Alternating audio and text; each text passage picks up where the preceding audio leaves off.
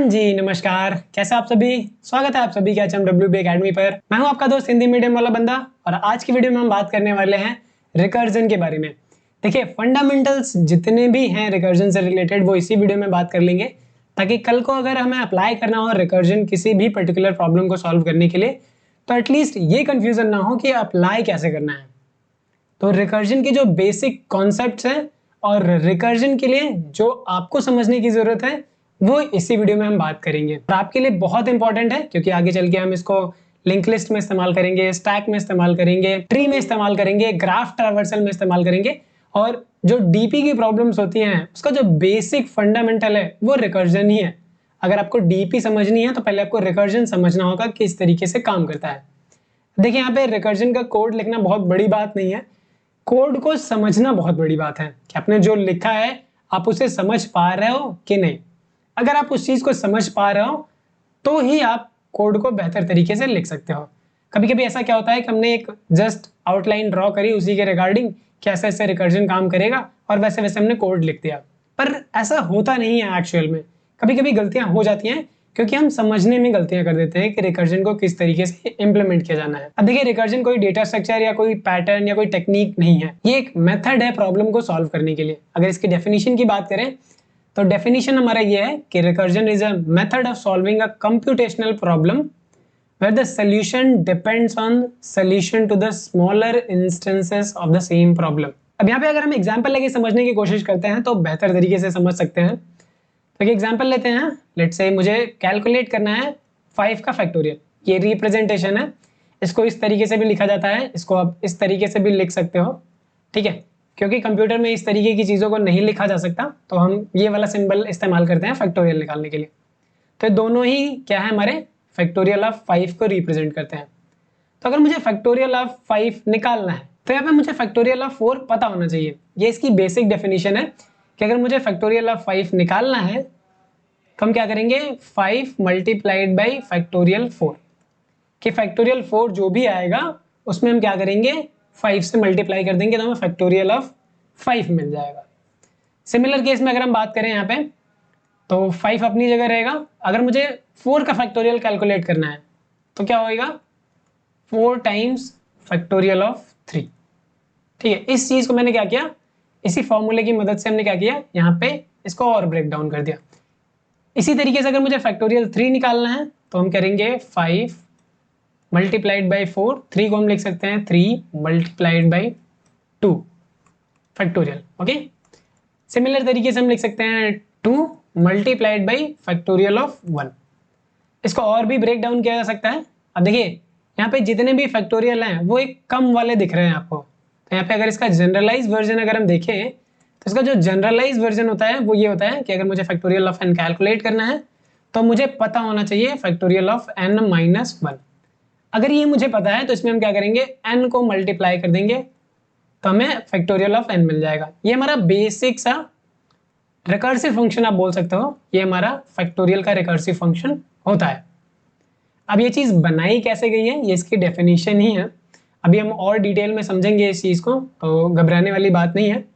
इसका जो final version आएगा वो क्या आएगा, ये आएगा 5 multiplied by 4 multiplied by 3 multiplied by 2 multiplied by 1 और फिर 1 का फैक्टोरियल निकालना है तो फैक्टोरियल ऑफ 0।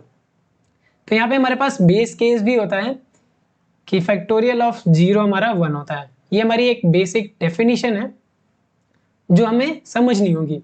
तो फैक्टोरियल ऑफ 0 ऐसा है जो हमें पता है, बाकी की चीजें हम क्या करेंगे, इस वाले नंबर से निकाल सकते हैं।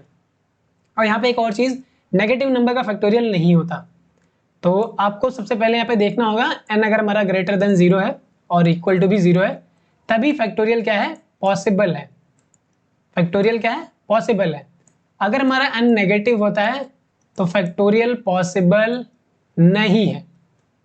ये चीज आपको समझनी होगी कि नेगेटिव नंबर का फैक्टोरियल नहीं होता, हमेशा पॉजिटिव नंबर का ही फैक्टोरियल निकलेगा। तो पहली चीज आपको ध्यान रखनी है, फैक्टोरियल जब भी आपसे पूछा जाए तो पॉजिटिव नंबर होना चाहिए, या फिर आप 0 भी एज्यूम कर सकते हो। 0 फैक्टोरियल हमारा 1 होता है। तो इस तरीके से क्या है, एक फैक्टोरियल को हम निकालते हैं। अगर हम इसके इटरेटिव वर्जन की बात करें तो क्या होगा, अगर मुझे फैक्टोरियल ऑफ 5 निकालना है तो मुझे मल्टीप्लाई करना होगा 5 4 3 2 1। ठीक है, फैक्टोरियल ऑफ 3 निकालना है तो 3 मल्टीप्लाइड बाई 2 मल्टीप्लाइड बाई 1 इस तरीके से लिखना होगा। तो यहाँ पे हम क्या कर रहे हैं इस डेफिनेशन के अकॉर्डिंग कि हमें पता होना चाहिए कि इसके स्मॉलर इंस्टेंस का सोल्यूशन क्या है। तो अगर मुझे 5 का फैक्टोरियल निकालना है तो मुझे पता होना चाहिए कि 4 का फैक्टोरियल क्या होगा, और 4 का निकालना है तो मुझे पता होना चाहिए कि 3 का फैक्टोरियल क्या होना चाहिए, और 3 का निकालना है तो पता होना चाहिए 2 का क्या होना चाहिए। ठीक है, 2 के लिए 1 का पता होना चाहिए, 1 के लिए 0 का पता होना चाहिए। और ये डाउन होता जा रहा है, अगर इसको देखो तो ये हमारा क्या हो रहा है, स्मॉलर इनपुट पे जा रहा है। स्मॉलर इनपुट पे आते आते एक कंडीशन ऐसी आएगी जहां पे हमें चीजें पता होंगी कि हाँ इसकी वैल्यू ये होती है। तो अगर मुझे लेट्स से 20 का फैक्टोरियल निकालना है तो पॉसिबल नहीं है क्योंकि बहुत बड़ी वैल्यू होती है, बट अगर 0 फैक्टोरियल में पता है तो इसकी मदद से हम फैक्टोरियल निकाल सकते हैं 20 का। तो स्मॉलर इनपुट के लिए चीजें हमें क्लियर है कि इस तरीके से सॉल्व होती है। हमें क्या करना है, इसी स्मॉलर इनपुट को कंसीडर करना है और अपना सोल्यूशन देना है। बाकी का लॉजिक कॉम्प्लिकेटेड प्रॉब्लम के लिए रिकर्जन खुद ब खुद हैंडल कर लेगा।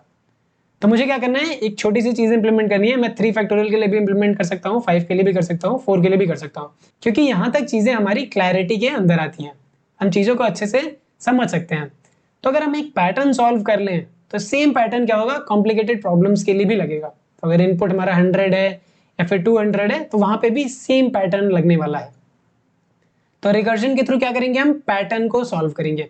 अब देखिए ये हमारा तरीका है, इसको लिखेंगे कैसे, स्ट्रक्चर भी तो पता होना चाहिए।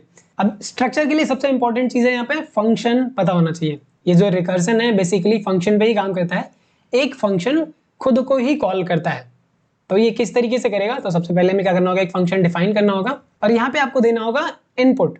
ठीक है, यहाँ पे मैं कंसिडर कर रहा हूँ इनपुट n। अभी के लिए इसको बहुत ज्यादा कॉम्प्लिकेटेड नहीं बनाते हैं। तो ये हमारा एक फंक्शन है, ठीक है। और फिर क्या करेंगे, हम यहाँ पे फंक्शन की बॉडी इंप्लीमेंट करेंगे। अब फंक्शन की बॉडी में क्या क्या होना चाहिए ये समझना बेहद जरूरी है। तो फंक्शन की बॉडी के अंदर जो पहली चीज आएगी वो आएगी हमारी बेस केस। ठीक है, ये क्या होता है, कैसे इंप्लीमेंट करेंगे, ये सारी चीजें हम देखेंगे। अभी पहले ही क्यों रखा जाता है, इसके पीछे भी काफी अच्छा लॉजिक है, वो भी हम कुछ देर में समझेंगे। इसके बाद आता है हमारे पास रिकर्सिव केस। रिकर्सिव केस या फिर रिकर्सिव कॉलिंग बोल सकते हो, यहाँ पे केस ही लिखते हैं। तो ये दो चीजें हैं जो बहुत ज्यादा इंपॉर्टेंट है। ये दो चीजें हैं जो बहुत ज्यादा इंपॉर्टेंट है। इसमें और भी चीजें हो सकती हैं, हो सकता है रिकर्सिव कॉलिंग के बाद कुछ चीजें हम कर रहे हो या फिर इसके पहले भी कुछ कर रहे हो। तो यहाँ पे हम एक सेक्शन डाल देते हैं, ठीक है, ऑपरेशंस, कि कुछ तो हम ऑपरेशन कर रहे होंगे उसके बाद ही हम रिकर्सिव कॉल करेंगे। हो सकता है रिकर्सिव कॉल हमारा फाइनल कॉल हो और हो सकता है कि हमारा फाइनल कॉल ना हो। अब यहाँ पे अगर हम इसे और समझने की कोशिश करें तो ये रिकर्सिव केस में हम बोल सकते हैं कि फंक्शन कॉल ही होगा बट डिफरेंट इनपुट के साथ। ठीक है, जो हमारा n होगा वो डिफरेंट होगा, क्योंकि हम चाहते हैं अपनी प्रॉब्लम को सॉल्व करना। तो हम क्या करेंगे, n को या तो घटाएंगे या तो n को बढ़ाएंगे, स्क्वायर करेंगे, क्यूब करेंगे, फैक्टोरियल निकाल लेंगे या कुछ भी करेंगे। हमें क्या करना है, इस n को इस तरीके से रिड्यूस करना होगा ताकि ये बेस केस तक पहुंचे। जैसे अगर हम अपने फैक्टोरियल में बात करें तो फैक्टोरियल में अगर मुझे 5 निकालना है तो मैं एक एक करके घटाऊंगा कि फैक्टोरियल 5 निकालने के लिए मैं फैक्टोरियल 4 पता होना चाहिए, तो पहले हम फैक्टोरियल 4 निकालेंगे, देन उसमें 5 मल्टीप्लाई करके रिटर्न करेंगे। कुछ इस तरीके से हम करेंगे। तो यही सेम चीज क्या है, हर एक रिकर्सिव कॉलिंग के लिए होता है कि हमें फंक्शन में जो भी पैरामीटर देंगे उस पैरामीटर को कुछ इस तरीके से देंगे कि वो धीरे धीरे करके बेस केस की तरफ अप्रोच कर रहा हो। अब देखिए अगर इसी चीज को हम डायग्राम से रिप्रेजेंट करने की कोशिश करते हैं तो ये हमें कुछ इस तरीके से देखने को मिलेगा। सबसे पहले स्टार्ट करेंगे हम अपने प्रोग्राम को, देन ये फंक्शन कॉल होगा। फंक्शन में हमारे पास आती है बेस केस, कंडीशन होती है, ठीक है, इसको हम कंडीशनल्स बोलते हैं, एफ एल्स होता है और कुछ नहीं। तो इफ में अगर कंडीशन ट्रू होती है तो हम क्या करेंगे, प्रोग्राम से रिटर्न हो जाएंगे, फंक्शन से रिटर्न हो जाएंगे। एंड अगर हमारा ये बेस केस फॉल्स हो जाता है, यानी कि बेस केस हिट नहीं होता है, तो उस केस में जो भी ऑपरेशन यहाँ पे करने होंगे वो हम ऑपरेशन करेंगे and then again recursive call करेंगे, यानी कि फिर से फंक्शन कॉल करेंगे विद सम डिफरेंट इनपुट। यहाँ पे मैंने उस चीज को रिप्रेजेंट नहीं किया है, बट हाँ ये डिफरेंट हमारा इनपुट रहने वाला है। इसी तरीके से हमारा रिकर्सिव फंक्शन बार बार कॉल होगा और जब बेस केस हिट हो जाएगा तो ये हमारा क्या करेगा, रिटर्न करेगा ये फंक्शन। अब देखिए ये रिटर्न कहाँ करेगा, जहां से ये कॉल हुआ होगा। अब इसी चीज को हम समझते हैं अपने फैक्टोरियल वाले एग्जांपल से। तो चलिए यहाँ पे एक फंक्शन लिखते हैं, ठीक है, मैं पाइथन का इस्तेमाल कर रहा हूँ। किसी भी प्रोग्रामिंग लैंग्वेज में हो, कोई दिक्कत वाली बात नहीं है, कहीं से भी लिख सकते हो। तो पाइथन में मैं लिख रहा हूँ तो डेफ कीवर्ड का इस्तेमाल करूंगा, एक फंक्शन नेम देना होगा। फंक्शन नेम दे देता हूँ मैं फैक्टोरियल। ठीक है, ये मेरे फंक्शन का नाम है जो कि एक n इनपुट लेगा, उसका फैक्टोरियल रिटर्न करके देगा। बट मुझे इसे करना है रिकर्सिव कॉलिंग के थ्रू। अब देखिए, अगर मुझे फैक्टोरियल ऑफ n निकालना है तो मुझे पता होना चाहिए फैक्टोरियल ऑफ n-1 है क्या। तो अगर इस फंक्शन के अंदर मैं इसी फैक्टोरियल फंक्शन को कॉल करता हूं तो रिकर्शन होगा, और डिफरेंट इनपुट के लिए कॉल करूंगा n-1 इस तरीके से कैलकुलेट करेंगे। अब देखिए, स्ट्रक्चर के बारे में तो हमने देख ही लिया है। दूसरी चीज यहाँ पे ध्यान रखनी होगी, पहले आपको बिलीव करना होगा कि फैक्टोरियल काम कर रहा है। ठीक है, ये बिल्कुल करेक्ट रिजल्ट दे रहा है। तो फैक्टोरियल ऑफ 4 क्या होना चाहिए? फैक्टोरियल ऑफ 4 होना चाहिए 4 multiplied by 3 multiplied by 2 multiplied by 1, यानी कि ये होना चाहिए 24। तो अगर मैं फैक्टोरियल ऑफ 4 कॉल करूंगा यहाँ पे तो मुझे ये पता है कि यहाँ पे 24 मिलने वाला है। पहले तो आपको अज्यूम करना होगा कि आपका ये जो फंक्शन है ये एक्चुअली में करेक्टली काम करेगा। जब तक आप ये चीज बिलीव नहीं करोगे आप कोड नहीं लिख पाओगे। तो अगर मैं n-1 के लिए कॉल कर रहा हूँ, इसका मतलब है कि मुझे 24 देने वाला है। तो अगर मुझे 24 दे रहा है तो ऐसा क्या करूं कि मुझे 5 का फैक्टोरियल मिल जाए? ऑब्वियस सी बात है, ये अगर 24 है तो मुझे बस 5 से मल्टीप्लाई करके रिटर्न कराना है। अब ये 5 क्या है? 5 यहाँ पे है हमारा n, तो मुझे यहाँ से सिंपली रिटर्न कराना है इस स्टेटमेंट को कि अगर मुझे फैक्टोरियल ऑफ n कैलकुलेट करना है तो मुझे रिटर्न कराना होगा n times factorial of n-1।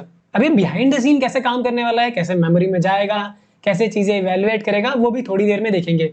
But simple C approach आपको ये याद रखनी है कि हमें अज्यूम करना होगा कि हमारा फंक्शन करेक्टली वर्क कर रहा है, देन उसके अकॉर्डिंग हम क्या करेंगे, सोल्यूशन लिखेंगे। n-1 के लिए अगर हमें पता है तो n के लिए तो हम सॉल्व कर ही लेंगे। कैसे?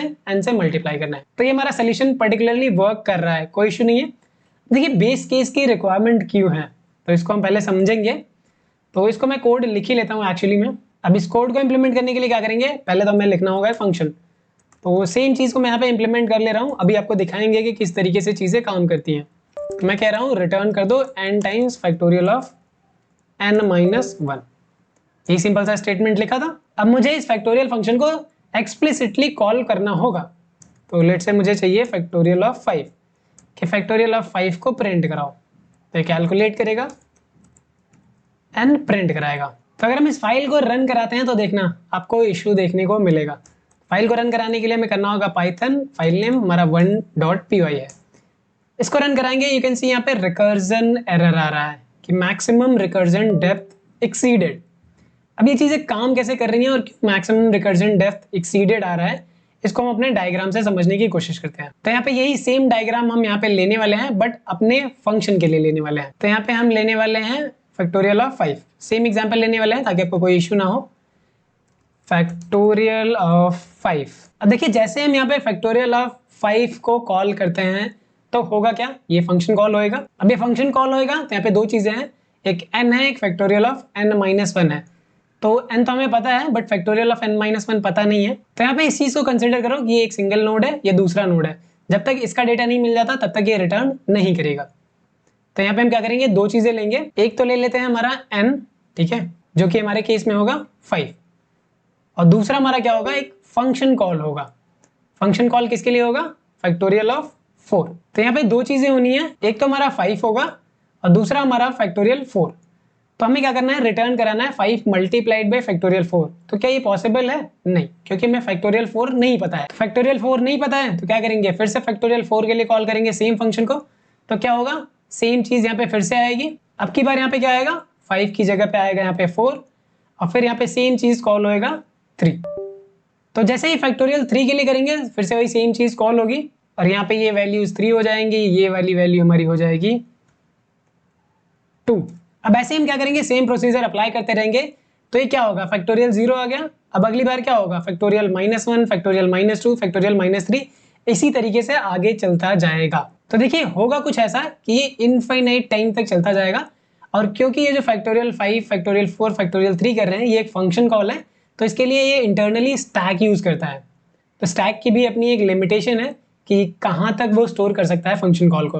तो यहाँ पे हमने कोई भी बेस केस लगाया ही नहीं है कि फंक्शन से कब आपको बाहर आना है, क्योंकि रिटर्न में हम क्या कर रहे हैं, एक फंक्शन कॉल ही दे रहे हैं। तो अब ये इनफाइनाइट टाइम तक चलता जाएगा। तो यहाँ पे प्रॉब्लम क्या आएगी, प्रॉब्लम ये आएगी कि जो मेमोरी है वो क्रैश होने लगेगी। तो यहाँ पे एरर आप देखोगे तो रिकर्जन एरर आ रहा है, मैक्सिमम रिकर्जन डेप्थ एक्सीडेड। इसकी एक डेप्थ है, उसको आप एक्सीड नहीं कर सकते। अब ये इनफाइनाइट टाइम तक ना जाए उसके लिए मुझे यहाँ पे बेस केस लिखना होगा। ठीक है, बेस केस का मतलब यह है कि अगर कुछ सर्टेन कंडीशन मिल जा रही है तो मुझे उसके बाद फंक्शन से एग्जिट कर लेना है। तो यहाँ पे वो कंडीशन क्या है, इफ n अगर घटते घटते 0 हो गया तो सिंपली रिटर्न करा दो 1, क्योंकि फैक्टोरियल ऑफ 0 हमारा 1 होता है। तो अगर आप इस तरीके से रिटर्न कराओगे, ठीक है, कोई constant value instead of recursive function. अभी तक हम क्या कर रहे थे, रिकर्सिव फंक्शन ही रिटर्न करा रहे थे, जिसकी वजह से वो कॉलिंग बार बार हो जा रही थी। अब बेस केस में क्या होगा कि इनपुट पे कुछ कंडीशंस लगेंगी और वहां से कुछ वैल्यू रिटर्न होगी जो कि फंक्शन इंडिपेंडेंट होगा। तो यहाँ पे मैंने 1 रिटर्न कर दिया। तो अगर अब मैं इस चीज को रन कराऊंगा तो यहाँ पे मुझे फैक्टोरियल ऑफ 5 देखने को मिलेगा। अब एक्चुअली में फैक्टोरियल ऑफ 5 कितना आएगा, पहले तो हम इसको ड्राई रन करेंगे। तो यहाँ पे इसी चीज को पहले ड्राई रन कर लेते हैं। तो फैक्टोरियल ऑफ 5 कॉल होगा। तो पहली चीज हमारे पास क्या आ गई है, बेस केस आ गया। बेस केस हमारा है n इक्वल्स टू 0, तो 1 रिटर्न करना है। अदरवाइज क्या करना है, मुझे ये वाला रिटर्न करना है। तो n हमारा 0 है यहाँ पे, नहीं 0 नहीं है। तो यहाँ पे हम करेंगे 5 मल्टीप्लाइड बाई फैक्टोरियल 4। यहाँ पे बीच में आप मल्टीप्लीकेशन ही समझ लो, कोई इशू नहीं है। अब क्योंकि फैक्टोरियल 4 हमारा क्या है ये भी नहीं पता है, तो फैक्टोरियल 4 को हम फिर से ब्रेक करेंगे। 4 इंटू फैक्टोरियल 3, 3 फिर से नहीं पता है। 3 इंटू फैक्टोरियल 2, 2 फिर से नहीं पता है। 2 इंटू फैक्टोरियल 1, 1 फिर से नहीं पता है। 1 इंटू फैक्टोरियल 0। बट यहां से मुझे क्या मिल रहा है, बेस केस मिल रहा है। क्या मिल रहा है, बेस केस यहाँ पे मिल रहा है, जो कि रिटर्न करेगा हमारा 1। अगर हम मेमोरी की बात करें तो मेमोरी में पहले क्या है, फैक्टोरियल ऑफ 5 स्टोर होता है, then factorial of 4, factorial of 3, factorial of 2, 1 and 0। तो ये मेमोरी में अभी तक क्या हो रहा है, एक के बाद एक लोड होता जा रहा है। अब मुझे क्या करना है, इसको ऑफलोड भी करना है, यानी कि निकालना भी तो है मेमोरी में से। तो फैक्टोरियल ऑफ 0 जैसे ही यहाँ पे होता है तो हमारा बेस केस को हिट करेगा, और जैसे ही बेस केस को ये हिट करता है तो क्या करेगा, ये रिटर्न करेगा। रिटर्न क्या करेगा, 1। तो यानी कि जो फंक्शन कॉल है इसकी वैल्यू क्या आएगी, अगर हम इसकी वैल्यू की बात करें तो ये वैल्यू क्या आएगी, 1। तो यहाँ पे फैक्टोरियल ऑफ 0 की बजाय यहाँ पे क्या हो जाएगा, 1। तो ये हमारा हिट हो गया, एग्जीक्यूट हो गया। ये फंक्शन से रिटर्न करेगा, तो ये भी क्या है हमारा एग्जीक्यूट हो चुका है। तो अब हम क्या करेंगे, ये हमें मिल चुका है, 1 इंटू 1 क्या होगा हमारा, 1। तो ये जो फैक्टोरियल ऑफ 1 है इसकी जगह पे क्या आ जाएगा, 1 इंटू 1 1 आ जाएगा। और ये भी हमें मिल चुका है, इसको कर दे रहे हैं ग्रीन। अब देखिए थोड़ा सा आसानी होगा कि कौन सी चीज एग्जीक्यूट हो चुकी है।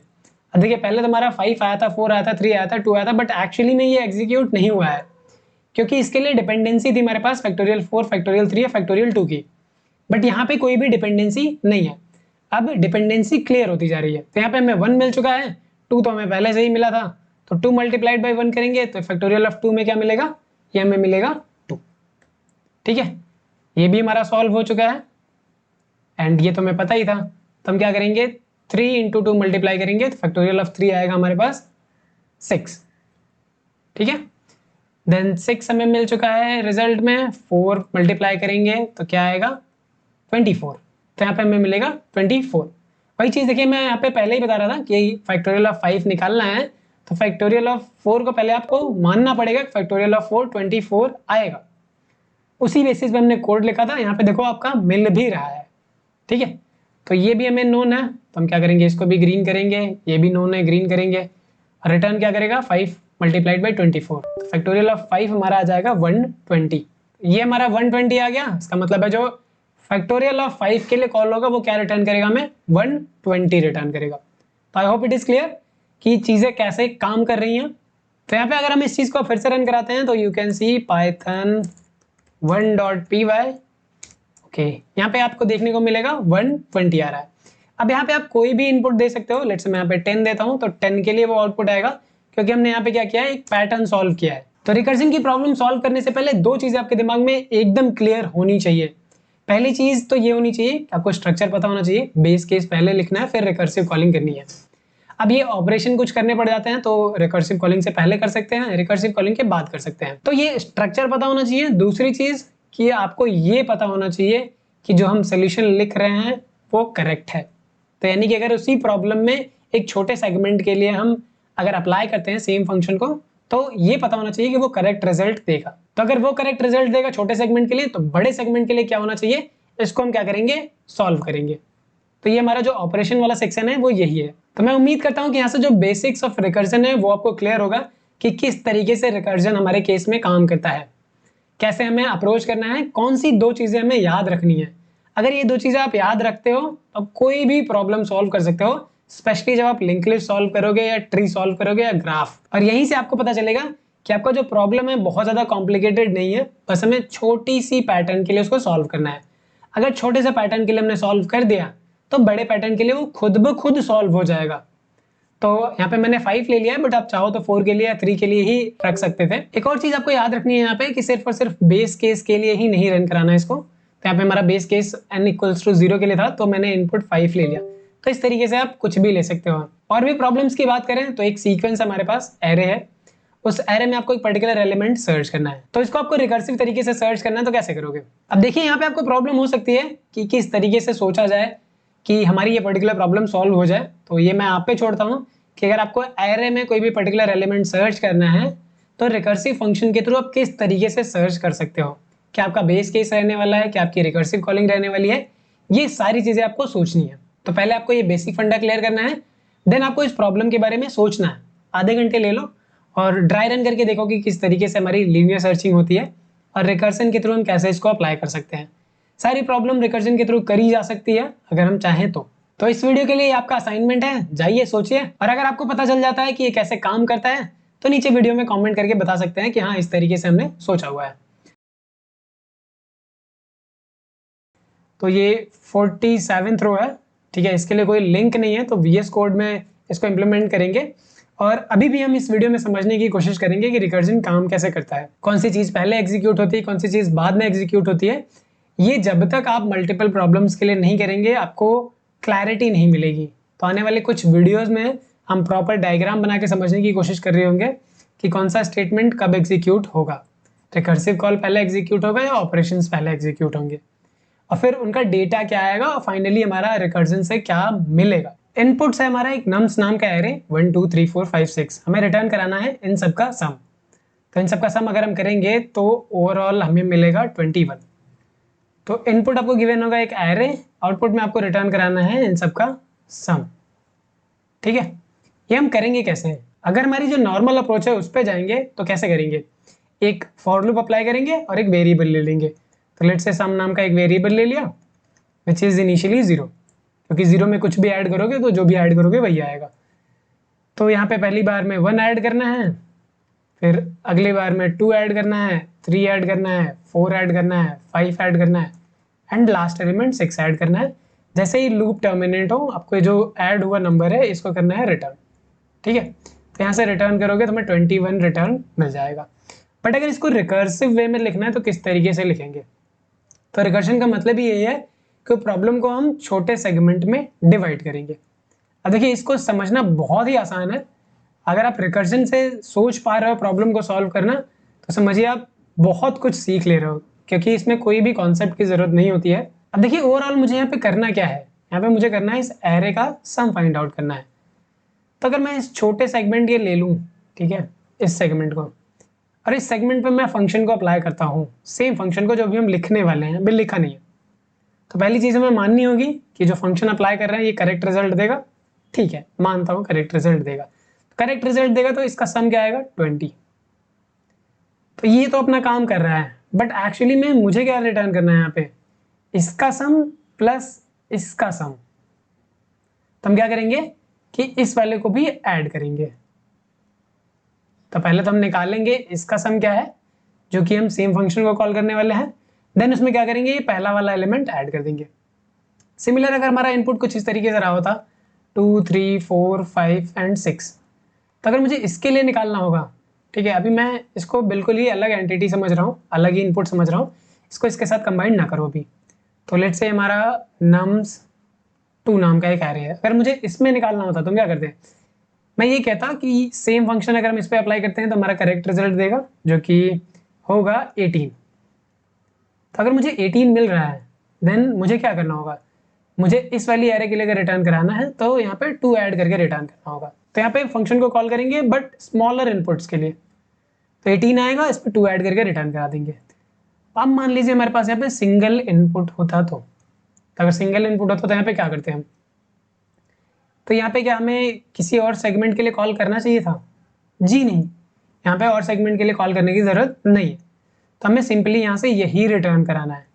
तो अगर हमारी जो लेंथ है वो हमारी 1 है, यानी कि इस एरे में एक ही एलिमेंट है, तो क्या करो, पहला वाला एलिमेंट रिटर्न करा दो।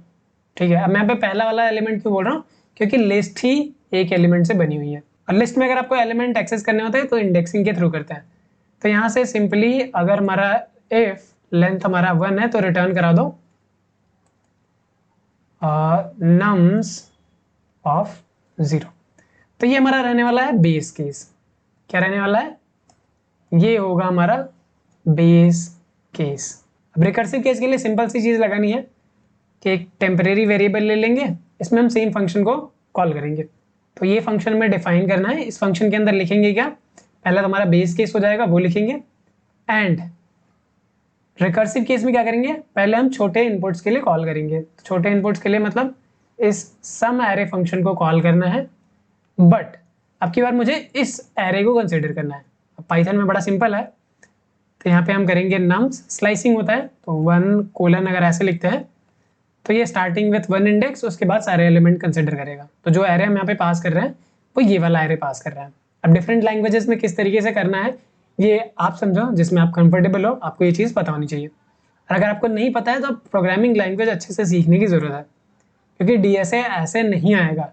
डीएसए के लिए प्रोग्रामिंग लैंग्वेज मस्ट है, आपको आनी चाहिए। चलिए अगर स्लाइसिंग नहीं है किसी पर्टिकुलर प्रोग्रामिंग लैंग्वेज में तो क्या कर सकते हैं, तो यहाँ पे हम लेफ्ट और राइट पॉइंटर का कॉन्सेप्ट इस्तेमाल कर सकते हैं। ठीक है, कि लेफ्ट और राइट दो ले लो, तो हम क्या करेंगे, लेफ्ट +1 से राइट तक एक एरे पास कर देंगे, तभी भी चलेगा। और जो यहाँ पे रिटर्न नम्स ऑफ 0 कर रहे थे वहाँ पे रिटर्न नम्स ऑफ लेफ्ट कर देंगे। कंडीशन जो हमारी लेंथ इक्वल्स टू 1 है, तो यहाँ पे राइट माइनस लेफ्ट, वो जो ऐसे भी करना है उस तरीके से आप देख लेना। तो बहुत सिंपल है, तो इसी तरीके से हमें यहाँ पे इस चीज़ को इम्प्लीमेंट करना है। तो ये हमारा रिकर्सिव केस हो गया, मिल गया। अब फाइनली रिटर्न क्या कराना है यहाँ से, कि हमारा यहाँ तक का सम मिल गया, तो हम क्या करेंगे, पहला वाला element which is nums at 0 plus temp क्या करेंगे, रिटर्न करा देंगे। तो देखिए 2 लाइन लिखने के बजाय आप सिंगल लाइन में भी लिख सकते हो, return nums of 0 plus sum array nums 1 colon. तो ये भी सही था, और ऐसे भी आप 2 लाइन में भी लिख दो तभी भी सही है। ठीक है, तो चलिए इसको पहले इंप्लीमेंट कर लेते हैं। इसका आउटपुट नहीं देखेंगे हम, इसका आउटपुट हम ड्राई रन करेंगे, देन इसके बाद आउटपुट देखेंगे ताकि हमको रिकर्सन अच्छे से समझ में आए। तो यहाँ पे सबसे पहले एक फंक्शन डिफाइन करेंगे। फंक्शन क्या होगा हमारा, सम एरे नाम का एक फंक्शन ले लेते हैं, एंड यहाँ पे हम देंगे नम्स नाम की एक एरे। ठीक है, अभी हम फंक्शन ही इंप्लीमेंट कर लेते हैं। तो रिकर्सिव कॉलिंग करनी है तो बेस केस पहले होना चाहिए। तो बेस केस आप चाहो तो स्टार्टिंग में अगर आपको पता है तो लिख सकते हो, अदरवाइज आप रिकर्सिव केस पहले लिखो। तो टेम्प में हम क्या करेंगे, सम एरे नाम के फंक्शन को फिर से कॉल करेंगे, बट इस बार जो हमारा इनपुट साइज होगा वो रिड्यूस होगा। ठीक है, हर बार एक लेंथ हमारा डिक्रीज होके जाएगा।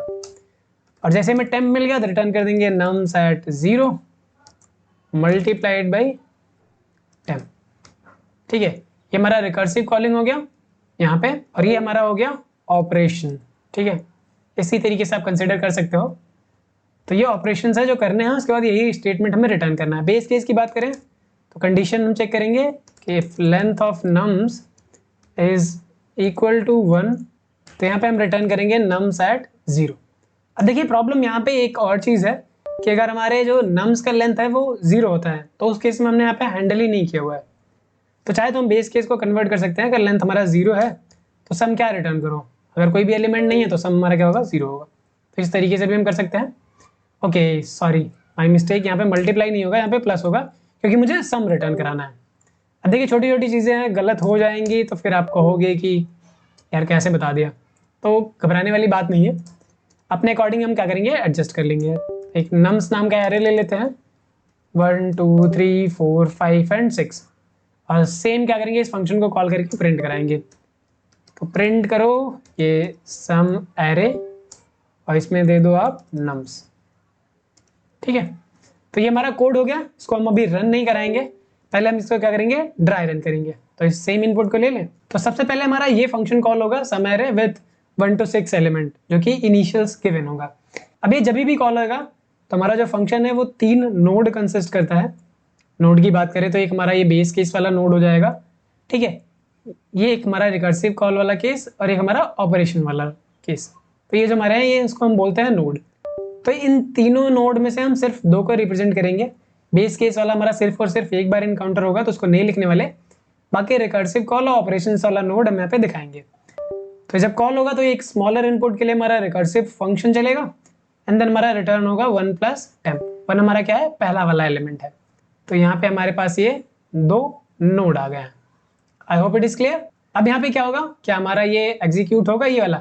जी हाँ, पहले तो यही एग्जीक्यूट होगा, बट ये दूसरा वाला एग्जीक्यूट नहीं होएगा अभी। क्यों? क्योंकि हमारा फिर से फंक्शन कॉल है। फंक्शन कॉल है तो क्या करेगा, फिर से कॉल करेगा, सेम चीज फिर से रिपीट होगी। तो यहाँ पे होगा क्या, जो हमारा इनपुट है ये चेंज हो जाएगा। तो अब की बार यहाँ पे हमारा 2 हट जाएगा और यहाँ पे आ जाएगा 2 + temp। सेम चीज हम यहाँ से फटाफट बना लेते हैं। जितनी भी रिकर्सिव कॉलिंग होती है यहाँ से हम क्या करेंगे, उस रिकर्सिव कॉलिंग को इम्प्लीमेंट करेंगे।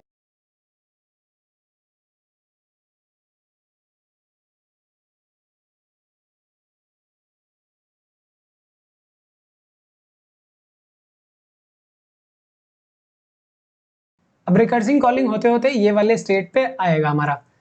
तो पहली बार हमारा जो एरे का लेंथ था वो 6 था, दूसरी बार में 5, फिर 4, फिर 3, फिर 2, फिर 1, फिर 0 हो जाएगा। अब जब भी हमारा ये 0 होगा तो ये वाला लाइन एग्जीक्यूट होगा और यहाँ से ये फंक्शन से बाहर आ जाएगा।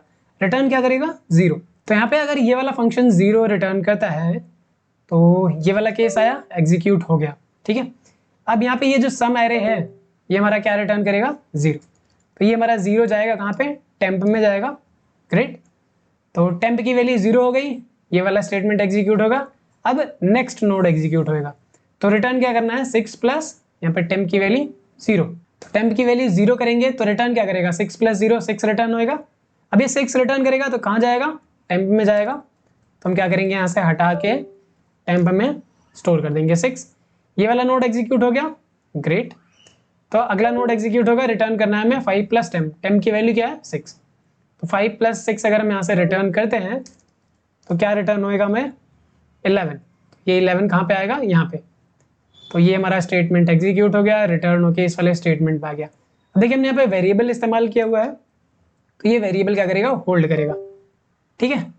तो इसको भी कर देंगे ग्रीन क्योंकि ये भी एग्जीक्यूट हो चुका है। यहाँ पे 11 प्लस करेंगे 4, 11 + 4 हमारा क्या आएगा, 15 आएगा। 15 हम क्या करेंगे, यहाँ से रिटर्न करेंगे।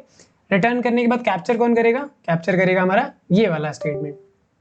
तो ये वाला हटा के हम क्या करेंगे, 15। तो ये वाला नोड भी हमारा एग्जीक्यूट हो गया। अब देखिए ये इसी तरीके से एग्जीक्यूट होगा जिस तरीके से मैं बता रहा हूँ, ठीक है। आप चाहो तो इसको ट्राई रन करके देख लेना, तो पेन पेपर लेके करना ज़्यादा बेहतर समझ में आएगा। तो यहाँ पे रिटर्न करेंगे 3 + 15, तो मेरा रिटर्न होगा क्या, 18। तो जैसे ही यहाँ से ये रिटर्न होगा, एग्जीक्यूट हो गया। अब ये रिटर्न करेगा तो यहाँ पे वेरिएबल में स्टोर होएगा, तो ये 18 आएगा। ग्रेट। अब यहाँ से ये वाला स्टेटमेंट एग्जीक्यूट हो गया। फिर यहाँ पे टेम्प की वैल्यू हम क्या करेंगे, चेंज करेंगे। It will be 18। 18 + 2 में रिटर्न क्या होगा, 20। तो जैसे ही मैं यहाँ पे 20 रिटर्न होगा, ये 20 यहाँ पे कैप्चर होगा, ठीक है। 20 ओके 20 कैप्चर हो गया। और 20 कैप्चर होने के बाद क्या करेंगे हम, फाइनली ये वाला स्टेटमेंट एग्जीक्यूट कराएंगे। तो 20 + 1 वुड बी 21। तो हमारा जो यहाँ पे आएगा ये हमारा रिटर्न हो जाएगा 21। तो 21 हमारा फाइनली क्या हो जाएगा, रिटर्न हो जाएगा। रिटर्न कहाँ होएगा, जहाँ से ये कॉल हुआ था। अब ये कॉल हुआ था हमारा मेन फंक्शन से, ठीक है। मेन फंक्शन मतलब यहाँ से कॉल हुआ था, क्योंकि यहाँ पे ही तो पूरा एरे दिया था, तो इसको हटा के यहाँ पे 21 आ जाएगा। तो ये कह रहा है कि प्रिंट 21, तो हमें आउटपुट में 21 मिलना चाहिए। तो अगर हम इसको रन कराएं, python sumarray.py you will get 21। तो हमें क्या करना है, छोटे से पैटर्न के लिए सॉल्व करना है। अगर मैं इसको बढ़ा भी दूं या फिर छोटा कर दूं, लेट्स से 1 2 3 करता हूं, तो इस केस में आउटपुट क्या आना चाहिए, 1 + 2 + 3 विच इज 6। तो आउटपुट भी हमें 6 देखने को मिलेगा। अगर मैं यहाँ पे लिस्ट खाली कर देता हूँ कि लिस्ट में कोई भी एलिमेंट ना हो, तो ये हमारा क्या है, बेस केस एनकाउंटर हो जाएगा। तो इस केस में 0 रिटर्न होएगा। तो आई होप कि ये सारी चीजें क्लियर हो रही हैं कि किस तरीके से रिकर्जन कॉल होता है, मेमोरी में चीजें लोड होती हैं फिर ऑफ लोड होती हैं। ये सारा जो कॉन्सेप्ट है ये रिकर्जन के थ्रू ही समझ में आएगा जब आप इसको इस तरीके से ड्राई रन करोगे। अगर आप सिर्फ और सिर्फ कोड लिख लेते हो, चला देते हो, आउटपुट देख लेते हो, वहां से एज्यूम कर लेते हो कि सारा कुछ हो रहा होगा, तो वो गलत तरीका है रिकर्जन सीखने का। तो यहाँ से दो चीजें आपके दिमाग में आएंगी कि पहला, ड्राई रन करने पे ऐसे ऐसे रन कराया जाता है नोड बाय नोड, और दूसरी चीज कि अगर मुझे ऐसा सिमिलर प्रॉब्लम देखने को मिलता है तो मुझे किस तरीके से अप्रोच करना होता है। अगर आपको याद हो तो लास्ट वीडियो में मैंने आपको एक असाइनमेंट दिया था। उस वीडियो में मैंने बोला था आपको एक एरे गिवन है और एक टारगेट आपको सर्च करना है सीक्वेंस में कि प्रेजेंट है या नहीं है। इसको करना था रिकर्सिव तरीके से। इटरेटिव तरीके से तो सिंपल सा करना है, फॉर लूप लगाना है, हर एक पे जाके सर्च कर लेना है। बट अगर आपने वो चीजें कर ली होंगी तो यहाँ पे ये भी क्लियर हो रहा होगा कि किस तरीके से करना है। तो यहाँ पे दोनों ही कॉन्सेप्ट सिमिलर है। डिफरेंसेस यहाँ पे ये है कि मुझे यहाँ पे सम फाइंड आउट करना है, वहां पे आपको क्या करना था, सर्च करना था, टारगेट फाइंड करना था, मिला है नहीं मिला है। अगर मिला है तो ट्रू रिटर्न करना है, नहीं मिला है तो फॉल्स रिटर्न करना है। और उसके बेसिस पे जो ये ऑपरेशन वाला सेगमेंट है, यहाँ से आपको ट्रू फॉल्स रिटर्न कराना है, यहाँ से भी ट्रू फॉल्स रिटर्न कराना है, यहाँ से भी ट्रू फॉल्स रिटर्न कराना है। तो ये कुछ इस तरीके से चेंजेस रहने वाले हैं। अगर आप रिकर्जन समझ पा रहे हो तो बहुत ही आसान होने वाला है प्रॉब्लम सॉल्विंग आपके लिए। हर एक प्रॉब्लम को हम रिकर्जन के थ्रू सोच सकते हैं और सोचना ही चाहिए, क्योंकि यही हमारा एक कंप्यूटेशनल मेथड है। तो अगर आप इस तरीके से सोच पा रहे हो तो एक पैटर्न को आप आइडेंटिफाई कर लोगे, अदरवाइज आप पैटर्न आइडेंटिफाई करना मुश्किल हो जाएगा। तो उम्मीद है कि क्लियर है। मैंने पहले भी बात किया हुआ है कि आप किसी भी प्रॉब्लम को दो तरीके से सॉल्व कर सकते हो, एक तो रिकर्सिव वे है, दूसरा इटरेटिव वे है। अब जहां पे हम टेक्निक का इस्तेमाल करने वाले हैं, चाहे वो रिकर्जन हो चाहे इटरेटिव अप्रोच हो, तो रिकर्जन में कौन सी चीज है कि हमें बिलीव करना होगा कि हम जो लिखने वाले हैं वो एल्गोरिथम परफेक्टली रन होगा, और दूसरी चीज कि हमें प्रॉब्लम को क्या करना होगा, स्मॉलर इनपुट्स में डिवाइड करना होगा। सेम प्रॉब्लम के सेम सब प्रॉब्लम सेगमेंट को अगर हम सेम अप्रोच से सॉल्व कर पा रहे हैं तो इसका मतलब ये है कि रिकर्जन यहाँ पे अप्लाई किया जा सकता है। अब ये थोड़ा कंफ्यूजिंग हो सकता है, तो डायरेक्टली प्रॉब्लम पे चलते हैं और एक प्रॉब्लम लेके समझने की कोशिश करते हैं। वैसे तो हमने दो प्रॉब्लम ऑलरेडी डिस्कस करी हुई है, बट ऐसे ही कई सारी प्रॉब्लम है जो हमें सॉल्व करनी है। तो कंप्यूटर स्क्रीन पे चलते हैं एंड यू कैन सी यहाँ पे अभी तक जो हमने डिस्कस किया हुआ है वो ये है कि फंडामेंटल्स डिस्कस करे थे। यहाँ पे हमने फैक्टोरियल ऑफ नंबर्स डिस्कस करा था, एंड देन अगली प्रॉब्लम में सम ऑफ एरे एलिमेंट्स। अब इन दोनों ही प्रॉब्लम्स को हमने रिकर्जन से सॉल्व किया है। तो ऑब्वियस सी बात है आगे चल के हम कुछ और वीडियोस में रिकर्जन के बारे में बात करेंगे। हालांकि ये बहुत ही ज़्यादा बेसिक कॉन्सेप्ट है, आगे चल के जब हम लिंक लिस्ट पढ़ेंगे, स्टैक, ट्री, ग्राफ, तो यहाँ पे हर जगह आपको रिकर्जन देखने को मिल जाएगा। तो अभी मैं छोटी छोटी प्रॉब्लम लेके बस कॉन्सेप्ट सिखाने का ट्राई कर रहा हूँ कि रिकर्जन होता क्या है। तो चलिए प्रॉब्लम से स्टार्ट करते हैं। प्रॉब्लम है रिवर्स स्ट्रिंग। सो यहाँ पे प्रॉब्लम ये है कि आपको एक स्ट्रिंग गिवन है and your task is to reverse this string. Reverse order में आपको स्ट्रिंग रिटर्न कराना है। तो एक फंक्शन लिखना पड़ेगा जो ये टास्क परफॉर्म करेगा। अब वो फंक्शन लिखेंगे तो यहाँ पे फंक्शन में रिकर्जन अप्लाई कर सकते हैं नहीं कर सकते, इस चीज पे ध्यान देना होगा। तो यहाँ पे रिकर्जन ये कहता है कि अगर हम सेम प्रॉब्लम के सब प्रॉब्लम को सेम फंक्शन कॉल करके अगर हम सॉल्व कर सकते हैं तो फिर हम रिकर्जन अप्लाई कर सकते हैं। अब ये हो सकता है कि कंफ्यूजिंग लग रहा हो, पर यहाँ पे इसका मीनिंग क्या है। लेट्स से मैंने यहाँ पे कोई फंक्शन बनाया, रिवर्स नाम का एक फंक्शन है जो कि स्ट्रिंग पैरामीटर लेता है, ठीक है, एस। अब ये क्या करेगा, हमें रिवर्स स्ट्रिंग रिटर्न करेगा। अभी लॉजिक क्या होगा इसके बारे में नहीं सोचते हैं। अब यहाँ पे ये समझने की कोशिश करते हैं कि गीक्स हमें रिवर्स करना है, बट अगर ये वाला सेक्शन हमें रिवर्स होके मिले, तो ये वाला सेक्शन अगर रिवर्स होके मिलेगा तो क्या मिलेगा, एस के डबल ई। तो अगर इतना वाला सेक्शन हमें रिवर्स होके मिलता है तो अगर मुझे पूरे को रिवर्स करना है तो क्या करना पड़ेगा, लास्ट में इसको ऐड करना पड़ेगा। जैसे इसकी पहली वीडियो में बात करी थी सम ऑफ एरे के बारे में।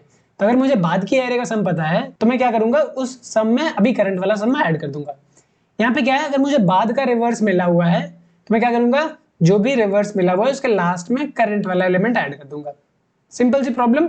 रिकर्जन आपको ये नहीं बोलता कि बहुत ज्यादा सोचना है, आपको बस बेसिक सा पैटर्न फाइंड आउट करना है कि अगर ऐसा हो रहा होगा इस फंक्शन से तो हम क्या करेंगे, इसको इस तरीके से लिख के हम रिवर्स करा सकते हैं, ठीक है। बाकी रिकर्जन अपने आप हैंडल कर लेगा। तो हमें बस ये समझना है कि अगर हम सब प्रॉब्लम में डिवाइड करें इसको, ठीक है, सेम फंक्शन कॉल करें और सेम रिजल्ट मिले। सेम रिजल्ट का मतलब अगर रिवर्स कर रहे हैं तो रिवर्स ही मिले, तो उस केस में क्या करना होगा, हम रिकर्जन अप्लाई कर सकते हैं। अब अगर इसके कोड लिखने की बात करें, अब इसके कोड की बात करें तो पहले हमें बिलीव करना होगा कि हमारा एक्यूरेट वर्क कर रहा है। यहाँ पे मैं मान लेता हूँ कि जो रिवर्स फंक्शन किसी भी स्ट्रिंग पे अगर अप्लाई करते हैं तो ये हमें करेक्ट रिजल्ट दे रहा होगा। तो अगर ये करेक्ट रिजल्ट दे रहा होगा, उसी के बेसिस पे हमें नई वाली स्ट्रिंग रिटर्न करनी होगी। तो सबसे पहले अप्लाई क्या करना है, हमें इस रिवर्स फंक्शन को अप्लाई करना है। किस पे अप्लाई करना है? S of 1 colon. यहाँ पे मैं डायरेक्टली पाइथन में लिख रहा हूँ। यहाँ पे ये मतलब है कि पहला वाला कैरेक्टर छोड़ के बाकी कैरेक्टर में हम क्या कर रहे हैं, रिवर्स फंक्शन फिर से अप्लाई कर रहे हैं। तो ये मुझे क्या करेगा, ये रिवर्स करके रिटर्न करेगा। हमें ये बिलीव करना होगा, ठीक है। पहली थिंग, अगर हमें ये रिवर्स होके मिलता है तो मुझे क्या करना होगा, इस कैपिटल जी को इसके लास्ट में ऐड करना होगा। तो इस वाले में रिवर्स फंक्शन अप्लाई किया, ये में क्या करेगा, एक स्ट्रिंग रिटर्न करके देगा। इसी में हम क्या कर रहे हैं, पहला वाला कैरेक्टर एस ऑफ 0 लास्ट में रिटर्न कर रहे हैं। तो सिंपल सा ये स्टेटमेंट होना चाहिए हमारा कि रिटर्न दिस। बट ये काम कैसे करता है वो आपको भी पता है और हमें भी पता है। ट्री डायग्राम बनाते हैं और समझने की कोशिश करते हैं कि उस ट्री डायग्राम से कैसे हम चीजें हैंडल करेंगे। तो पहले एक फंक्शन कॉल होएगा, रिवर्स नाम का यहाँ पे फंक्शन कॉल होएगा। स्ट्रिंग क्या होगी उस केस में हमारी, ये होगी geeks। एंड नेक्स्ट टाइम क्या हो रहा होगा, ये हमारा क्या होगा, फंक्शन फिर से कॉल होएगा अगली वाले इनपुट के लिए, जिसमें हमारा साइज घट जाएगा। साइज घटने का मतलब ये है कि जो पहला वाला कैरेक्टर है उसे हम हर बार छोड़ते जाएंगे, तो हमारा ईक्स रिवर्स करके देगा। सेम अगर हम फिर से बात करें तो हमें क्या रिटर्न करेगा, ई के एस का रिवर्स, क्योंकि क्या कर रहा है, एक एक कैरेक्टर को हमें छोड़ रहा है और उस कैरेक्टर को छोड़ने के बाद जो बच रहा है उसका हमें क्या कर रहा है, रिवर्स रिटर्न कर रहा है। तो फटाफट से इसको बना लेते हैं।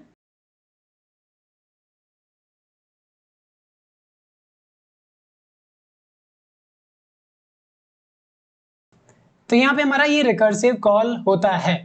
तो अभी क्या होगा, यहाँ से कोई स्ट्रिंग तो मिलेगी नहीं, तो इस केस में मुझे क्या करना होगा, रिटर्न कराना होगा। तो यहाँ पे रिटर्न क्या कराना होगा, सो अगर हमारे पास एम्प्टी स्ट्रिंग आ जाती है तो ये क्या होगा, हमारा बेस केस हिट होएगा कि अगर आपको एम्प्टी स्ट्रिंग मिलती है तो आप रिटर्न भी क्या करो, एक एम्प्टी स्ट्रिंग ही रिटर्न करो, ठीक है। हमें कुछ ना कुछ तो रिटर्न कराना ही होगा क्योंकि अब इसके आगे हम नहीं जा सकते।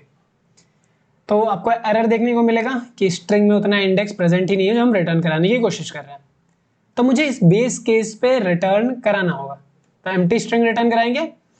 तो यहाँ पे ये वाला काम तो हो गया कि ये हमारा रिटर्न करेगा। अब ये वाले फंक्शन ने कॉल किया था इस फंक्शन को, तो ये हमें क्या करेगा, रिटर्न करेगा एम्प्टी स्ट्रिंग प्लस इस एस का पहला कैरेक्टर भी तो ऐड करना है बाद में। यहाँ पे हमने क्या किया था, यहाँ पे हमने रिटर्न कराया था एस ऑफ 0, तो स्ट्रिंग का एस ऑफ 0 क्या है, हमारा एस। तो ये रिटर्न इस फंक्शन को क्या करेगा, ये फंक्शन हमें रिटर्न मिलके आएगा एस, ठीक है, एक स्ट्रिंग। देन अगर ये फंक्शन एस रिटर्न कर रहा है तो के एस के लिए क्या रिटर्न होगा, यहाँ पे इसके लिए भी तो क्या करेंगे, के एस का पहला कैरेक्टर ऐड करेंगे। तो ये हमारा एस आ रहा है, इसमें पहला कैरेक्टर ऐड करेंगे, पहला कैरेक्टर क्या है, के। तो हमारा रिटर्न होके यहाँ पे क्या आ जाएगा, एस के। आई होप कि ये क्लियर हो रहा है, ठीक है। अब ये एस के है और इसका पहला कैरेक्टर क्या होगा, ई। तो अगर हम ई को ऐड करते हैं तो क्या आ जाएगा, एस के ई। फिर इसमें भी क्या करेंगे, इसका पहला कैरेक्टर ऐड करके रिटर्न कराना है, तो ये हमारा एस के डबल ई। अब इस वाले फंक्शन ने इसको कॉल किया था तो ये फंक्शन हमारा सक्सेसफुली चल चुका है। तो हमें रिटर्न क्या करेगा, ये रिवर्स आ चुका है हमारा इसकी, इसमें करेंगे एस ऑफ 0 को ऐड। तो एस ऑफ 0 इसके लिए क्या है, एस ऑफ 0 है हमारा कैपिटल जी। तो इस तरीके से ये वाला फंक्शन क्या रिटर्न करेगा, एस के डबल ई और जी। अगर हम यहाँ पे एग्जाम्पल में बात करें तो एग्जाम्पल में भी एग्जैक्टली यही रिटर्न होके मिला है। तो हमें बस इसी चीज का ध्यान रखना है कि रिकर्सन अप्लाई कैसे करना है। तो यहाँ पे हमें ये तो मिल गया कि रिवर्स अप्लाई करेंगे, वो हमें रिवर्स देगा, बाद में ऐड करेंगे। सिंपल सा इतना ही सोचना था। ये जो डायग्राम आपको दिख रहा है, ये डायग्राम मैंने इसलिए बनाया ताकि रिकर्सन काम कैसे करता है आपको समझ में आ जाए। हालांकि आपको समझ में आ चुका है पिछली 2 वीडियो को देखकर कि ऐसे ही हम रिकर्सन ट्री ड्रॉ करते हैं। बट यहाँ पे क्या करना है, बेस केस ऐड करना है। अब बेस केस कहाँ ऐड होता है ये आपको पता है। तो अगर हमारा स्ट्रिंग एम्प्टी हो जाता है तो वहां पे बेस केस अकर होगा। तो इफ एस अगर हमारा ब्लैंक हो जाता है, ब्लैंक नहीं बोल सकते यहाँ पे, एम्प्टी स्ट्रिंग बोल सकते हैं कि अगर हमारा एस एम्प्टी स्ट्रिंग है तो क्या करो आप, रिटर्न कर दो एस। ठीक है, आप एस रिटर्न कर दो या फिर कोई एम्प्टी कैरेक्टर रिटर्न कर दो, क्योंकि दोनों ही क्या है, सेम। तो रिवर्स का इतना ही फंक्शन है। अगर हमें कोई स्ट्रिंग रिवर्स करनी है तो एक रिकर्सिव फंक्शन आना चाहिए, जो कि हमारा ये है। अगर आप ध्यान दो, ये हमारा क्या है, रिकर्सिव कॉल। अब रिकर्सिव फंक्शन लिखने के हमारे पास मेजरली 3 स्टेप होते हैं। पहला हमारा होता है बेस केस, तो ये रहा हमारा बेस केस। दूसरा होता है हमारा ऑपरेशन या फिर रिकर्सिव कॉलिंग। यहाँ पे हमने कहा क्या है, रिकर्सिव कॉलिंग प्लस ऑपरेशन दोनों साथ में ही परफॉर्म कर दिए हैं, तो ये हमारा ऑपरेशन प्लस रिकर्सिव फंक्शन। तो इसी तरीके से हमें क्या करना है, कोड को इंप्लीमेंट करना है। तो सिंपल सा स्टेप है, आप जाके डायरेक्टली लिख सकते हो। रिवर्स नाम का फंक्शन आपको गिवन होगा एंड यहाँ पे आपको बस इतनी लाइन का कोड लिखना है। हाँ, यहाँ पे एक चीज मिसिंग रह जाती है, जो कि है टाइम एंड स्पेस कॉम्प्लेक्सिटी। तो वो भी इसी वीडियो में बात कर लेते हैं, क्योंकि इतना कुछ हो गया है। तो हमने पिछली 2 वीडियो में डिस्कस नहीं करा था टाइम एंड स्पेस के बारे में, बट यहाँ पे समझने की कोशिश करते हैं टाइम एंड स्पेस के बारे में। अब जब भी आप रिकर्सिव कॉलिंग करोगे तो एक मेमोरी स्टोर होता है। ये जो रिकर्सिव फंक्शन बार बार कॉल हो रहे हैं, एक के ऊपर एक लोड होता जा रहा है, ये मेमोरी में कहीं ना कहीं स्टोर होते हैं। अब ये किस तरीके से स्टोर होते हैं ये भी आपको पता चलेगा। तो टाइम हमारा इस फंक्शन का डायरेक्टली निकाल नहीं सकते, क्योंकि कोई भी ऑपरेशन डिसाइडेड नहीं है। ये ऑपरेशन डिसाइडेड है कि ये ऑर्डर ऑफ 1 टाइम लेगा या फिर कांस्टेंट टाइम आप बोल लो, बट ये वाला डिसाइडेड नहीं है कि कितना टाइम लेगा। हालांकि एडिशन में भी क्या होगा, हमारा कांस्टेंट टाइम ही लगने वाला है, बट ये रिकर्सिव फंक्शन है। तो हम यहाँ पे क्या करेंगे, मान लेते हैं कि अगर हमारे s का साइज अगर n है, ठीक है, n लेंथ है अगर इसकी, तो इसका टाइम लगने वाला है t ऑफ n। अब देखिए, जितने भी रिकर्सिव फंक्शन होते हैं उसको इसी तरीके से हम टाइम कॉम्प्लेक्सिटी निकालते हैं। तो t ऑफ n यहाँ पे कैलकुलेट होगा। तो अगर हमारा ये n साइज के लिए निकल रहा है, तो ये रिवर्स फंक्शन कितनी साइज के लिए कॉल हो रहा है, n-1 के लिए। एक ही कैरेक्टर तो हम छोड़ रहे हैं, तो ये हमारा डिपेंड करेगा t ऑफ n-1 पे, प्लस ये हमारा क्या हो जाएगा, कांस्टेंट टाइम। इसको हम मान लेते हैं c। जितने भी कांस्टेंट टर्म है सबको मिला के c मान लेते हैं कि कांस्टेंट है। तो इसको बोलते हैं हम रिकर्सिव रिलेशन। अब इसको इसी तरीके से और भी सॉल्व किया जा सकता है। तो अगर हम यहाँ पे बात करें तो ये हो जाएगा t ऑफ n। इसको हम फिर से इसी स्टेटमेंट की मदद से ब्रेक करें तो क्या होगा, t ऑफ n के लिए क्या हो जाएगा, t ऑफ n-2 हो जाएगा प्लस c, कांस्टेंट टाइम और लगेगा, प्लस c। यहां से अगर हम बात करें t ऑफ n, अगेन इसको और ब्रेक करना है तो क्या हो जाएगा, t of n-3 plus c। तो यहाँ पे करोगे तो 1c है, यहाँ पे करोगे तो हमारा 2c है, अगली बार में यहाँ पे क्या हो जाएगा, 3c। ठीक है, तो ये हमारा क्या होता जाएगा, इसी तरीके से ब्रेक होता जाएगा। तो यहाँ पे एक टाइम ऐसा आएगा, ये हो जाएगा हमारा t ऑफ 1। ठीक है, तो अगर ये t ऑफ 1 होगा तो यहाँ पे ये c कितनी बार हो चुका होगा, ये n इंटू c हो चुका होगा। ये मैं कैसे बोल रहा हूँ, देखिए यहाँ पे अगर हमारा n-1 के लिए देखा था तो यहाँ पे हमारा c था, n-2 के लिए देखा था 2c था, n-3 के लिए देखा था 3c था। तो यहाँ पे जितने माइनस कर रहे हैं वहां पे इतने c आ रहे हैं। तो ऐसे यहाँ पे 1 कब आएगा, जब हम करेंगे n-1, तो n घट जाएगा, बचेगा 1। तो यहाँ पे कितने c आने चाहिए, n-1c। ओके, यहाँ पे थोड़ा सा मिस्टेक कर दिया पर कोई बात नहीं, इसको सही कर लेते हैं। तो ये आ जाएगा हमारा n-1 टाइम्स c। अब ये t ऑफ 1 में आएगा तो क्या होगा, ये बेस केस ही हिट होगा सिर्फ। तो अगर ये बेस केस हिट होगा तो ये बेस केस क्या ले रहा है, कांस्टेंट टाइम ले रहा है, तो इसको भी हम बोल देते हैं c। ठीक है, आप कुछ भी बोल सकते हैं, c1 c2 c3 फर्क नहीं पड़ता, कांस्टेंट टाइम ही आएगा। तो यहां से जो हमारा टाइम आने वाला है वो आने वाला है t of n equals to, ये हमारा c हो जाएगा और ये हमारा n-1c। तो क्या हो जाएगा, t of n will be n into c। तो टाइम कॉम्प्लेक्सिटी के लिए हम क्या करते हैं, कांस्टेंट रिमूव कर देते हैं, तो ये बचेगा क्या, t of n will be big O of n। तो जो हमारा टाइम कॉम्प्लेक्सिटी है वो इस केस में क्या आ रहा है, लीनियर आ रहा है। इसका एक दूसरा अप्रोच भी है रिवर्स करने का, आप फॉर लूप एक एक करके अप्लाई करो और जो भी कैरेक्टर मिलते जा रहे हैं उसको फाइनल रिजल्ट हो उसको लास्ट में ऐड करते जाओ, तो वो भी हमारा क्या लेगा, लीनियर टाइम ही लेगा। अब यहाँ पे हम स्पेस की बात करें, ये तो रहा हमारा टाइम। स्पेस की बात करें तो स्पेस में हमारे पास पहली चीज तो ये मैटर करेगी कि हम रिटर्न क्या करा रहे हैं। तो रिटर्न हम करा रहे हैं एक स्ट्रिंग, तो ऑर्डर ऑफ n साइज तो वहीं से लगने वाला है, क्योंकि हमें ये स्ट्रिंग रिटर्न करानी है। ये दोनों ही केस में होगा, आप इटरेटिव अप्रोच लगाओ या रिकर्सिव अप्रोच। ठीक है, एंड इस बारे में और बात करें तो ये हमारा रिकर्शन भी तो मेमोरी में लोड अनलोड हो रहा होगा, तो मेमोरी होनी भी चाहिए। हालांकि ये अनलोड हो जा रहा है बाद में, बट लोड होता ही जा रहा है। तो एक लिमिट भी होती है इसकी कि उसके ऊपर वो लोड नहीं कर सकता, क्योंकि ये स्टैक यूज करता है। तो अगर यहाँ पे हम बात करें तो एक स्टैक ले लेता हूं मैं, जिसमें हमारे फंक्शन के क्या होंगे, कॉल्स स्टोर होंगे कि फंक्शन कितनी बार कॉल हो रहा है। तो पहली बार फंक्शन ये कॉल होगा, रिवर्स फंक्शन किस स्ट्रिंग के लिए कॉल होगा, ये होगा हमारा गीक्स के लिए। तो क्या ये फंक्शन अनलोड हो जाएगा, नहीं, ये फिर से कॉल करेगा ईक्स के लिए। क्या भी ये अनलोड हो जाएगा, नहीं, ये हमारा ई के एस के लिए कॉल होगा, फिर हमारा के एस के लिए कॉल होगा, फिर हमारा एस के लिए कॉल होगा, फिर हमारा एम्प्टी स्ट्रिंग के लिए फंक्शन कॉल होगा। तो यहाँ पे आप देखो इसकी साइज कितनी हो रही है। अगर हम इसका लेंथ देखें तो लेंथ 5 है। स्टैक में देखो तो स्टैक में 1 2 3 4 5 एंड 6 एक एम्प्टी स्ट्रिंग भी आ रहा है।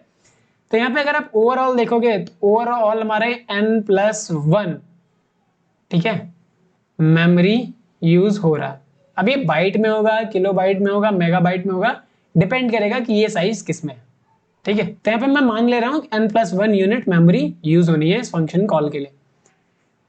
तो अब इस फंक्शन कॉल के लिए अगर इतना मेमोरी यूज होगा, उसके बाद अब क्या होगा, ये ऑफलोडिंग होगी, बेस केस सेट हो जाएगा, ये बाहर होएगा, फिर ये बाहर होएगा, फिर ये बाहर होएगा, फिर ये बाहर होएगा, फिर ये एंड फाइनली मेमोरी हमारा खाली हो जाएगा। बट प्रोसेस के दौरान तो इतना मेमोरी यूज हुआ ना, तो इसको भी हम कंसिडर करते हैं। तो यहाँ पे हम कंसिडर करेंगे big O of n space for recursion calling के लिए। ये हमारा क्या था, स्ट्रिंग रिटर्न कर रहे हैं उसके लिए, ये हमारा रिकर्जन कॉल हो रहा है, ये भी मेमोरी यूज कर रहा है, तो इसको भी कंसिडर किया जाता है। तो आपको यहाँ पे एक चीज समझ में आ रही होगी कि अगर मैं स्पेस को कम करना है तो इटरेटिव अप्रोच की तरफ जाना होगा, क्योंकि इटरेटिव अप्रोच में ये स्पेस नहीं यूज होता। I hope it is clear. Recursion से प्रॉब्लम को सॉल्व करना बहुत आसान है। आप इस चीज से भी फेमिलियर नहीं हो तो आपको थोड़ा सा डिफिकल्ट लग सकता है। तो जो टाइम लगने वाला है वो big O of n, space भी हमारा big O of n। But अगर आप इसके इटरेटिव अप्रोच में जाते हैं तो वहां पे सिर्फ time he big O of n लगेगा, स्पेस हमारा सिर्फ और सिर्फ जो बिग O ऑफ n लगने वाला है वो इस जो स्ट्रिंग को रिटर्न कराएंगे उसकी वजह से लगेगा। उसमें कोई भी स्टैक यूज नहीं करने वाले रिकर्जन के लिए। तो आपको क्या करना है, इस कोड को जाके इंप्लीमेंट करना है रिकर्जन की मदद से। इटरेटिव अप्रोच भी लिख सकते हो तो लिख लेना, बेहतर है, क्योंकि हमने वो भी पढ़ रखा हुआ है कि स्ट्रिंग में कैसे आप इटरेट करके एक एक कैरेक्टर पिक कर सकते हो। सिंपल सा फॉर लूप लगाना है, ठीक है। पावर का मतलब क्या है और कैसे हम पावर को इवेलुएट कर सकते हैं यूजिंग रिकर्जन। तो ये रहा हमारा प्रॉब्लम स्टेटमेंट, इसको हमें कर लेना है ओपन।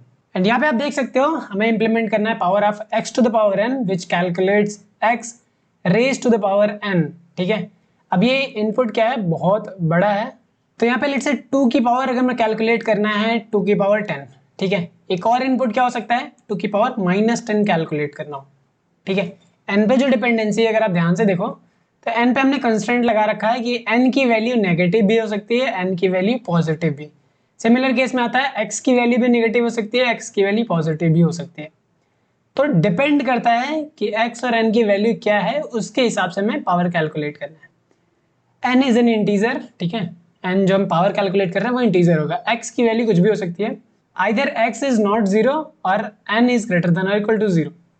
x इज नॉट 0 मतलब x 0 नहीं होगा या तो, और अगर x 0 होता भी है तो उस केस में n हमारा ग्रेटर देन 0 होगा। ऐसा इसलिए बोला है क्योंकि हमारा जो 0 की पावर 0 होता है ये होता है अनडिफाइंड, तो मतलब दोनों एक साथ 0 नहीं हो सकते।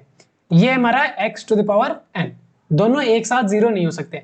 अगर हमारा x 0 होता है तो उस केस में हमारा n ग्रेटर देन 0 होगा, ठीक है। अगर x 0 नहीं है तो n कुछ भी हो सकता है, ठीक है। n 0 हो सकता है, नेगेटिव हो सकता है, पॉजिटिव हो सकता है, ठीक है। Less than 0, greater than 0।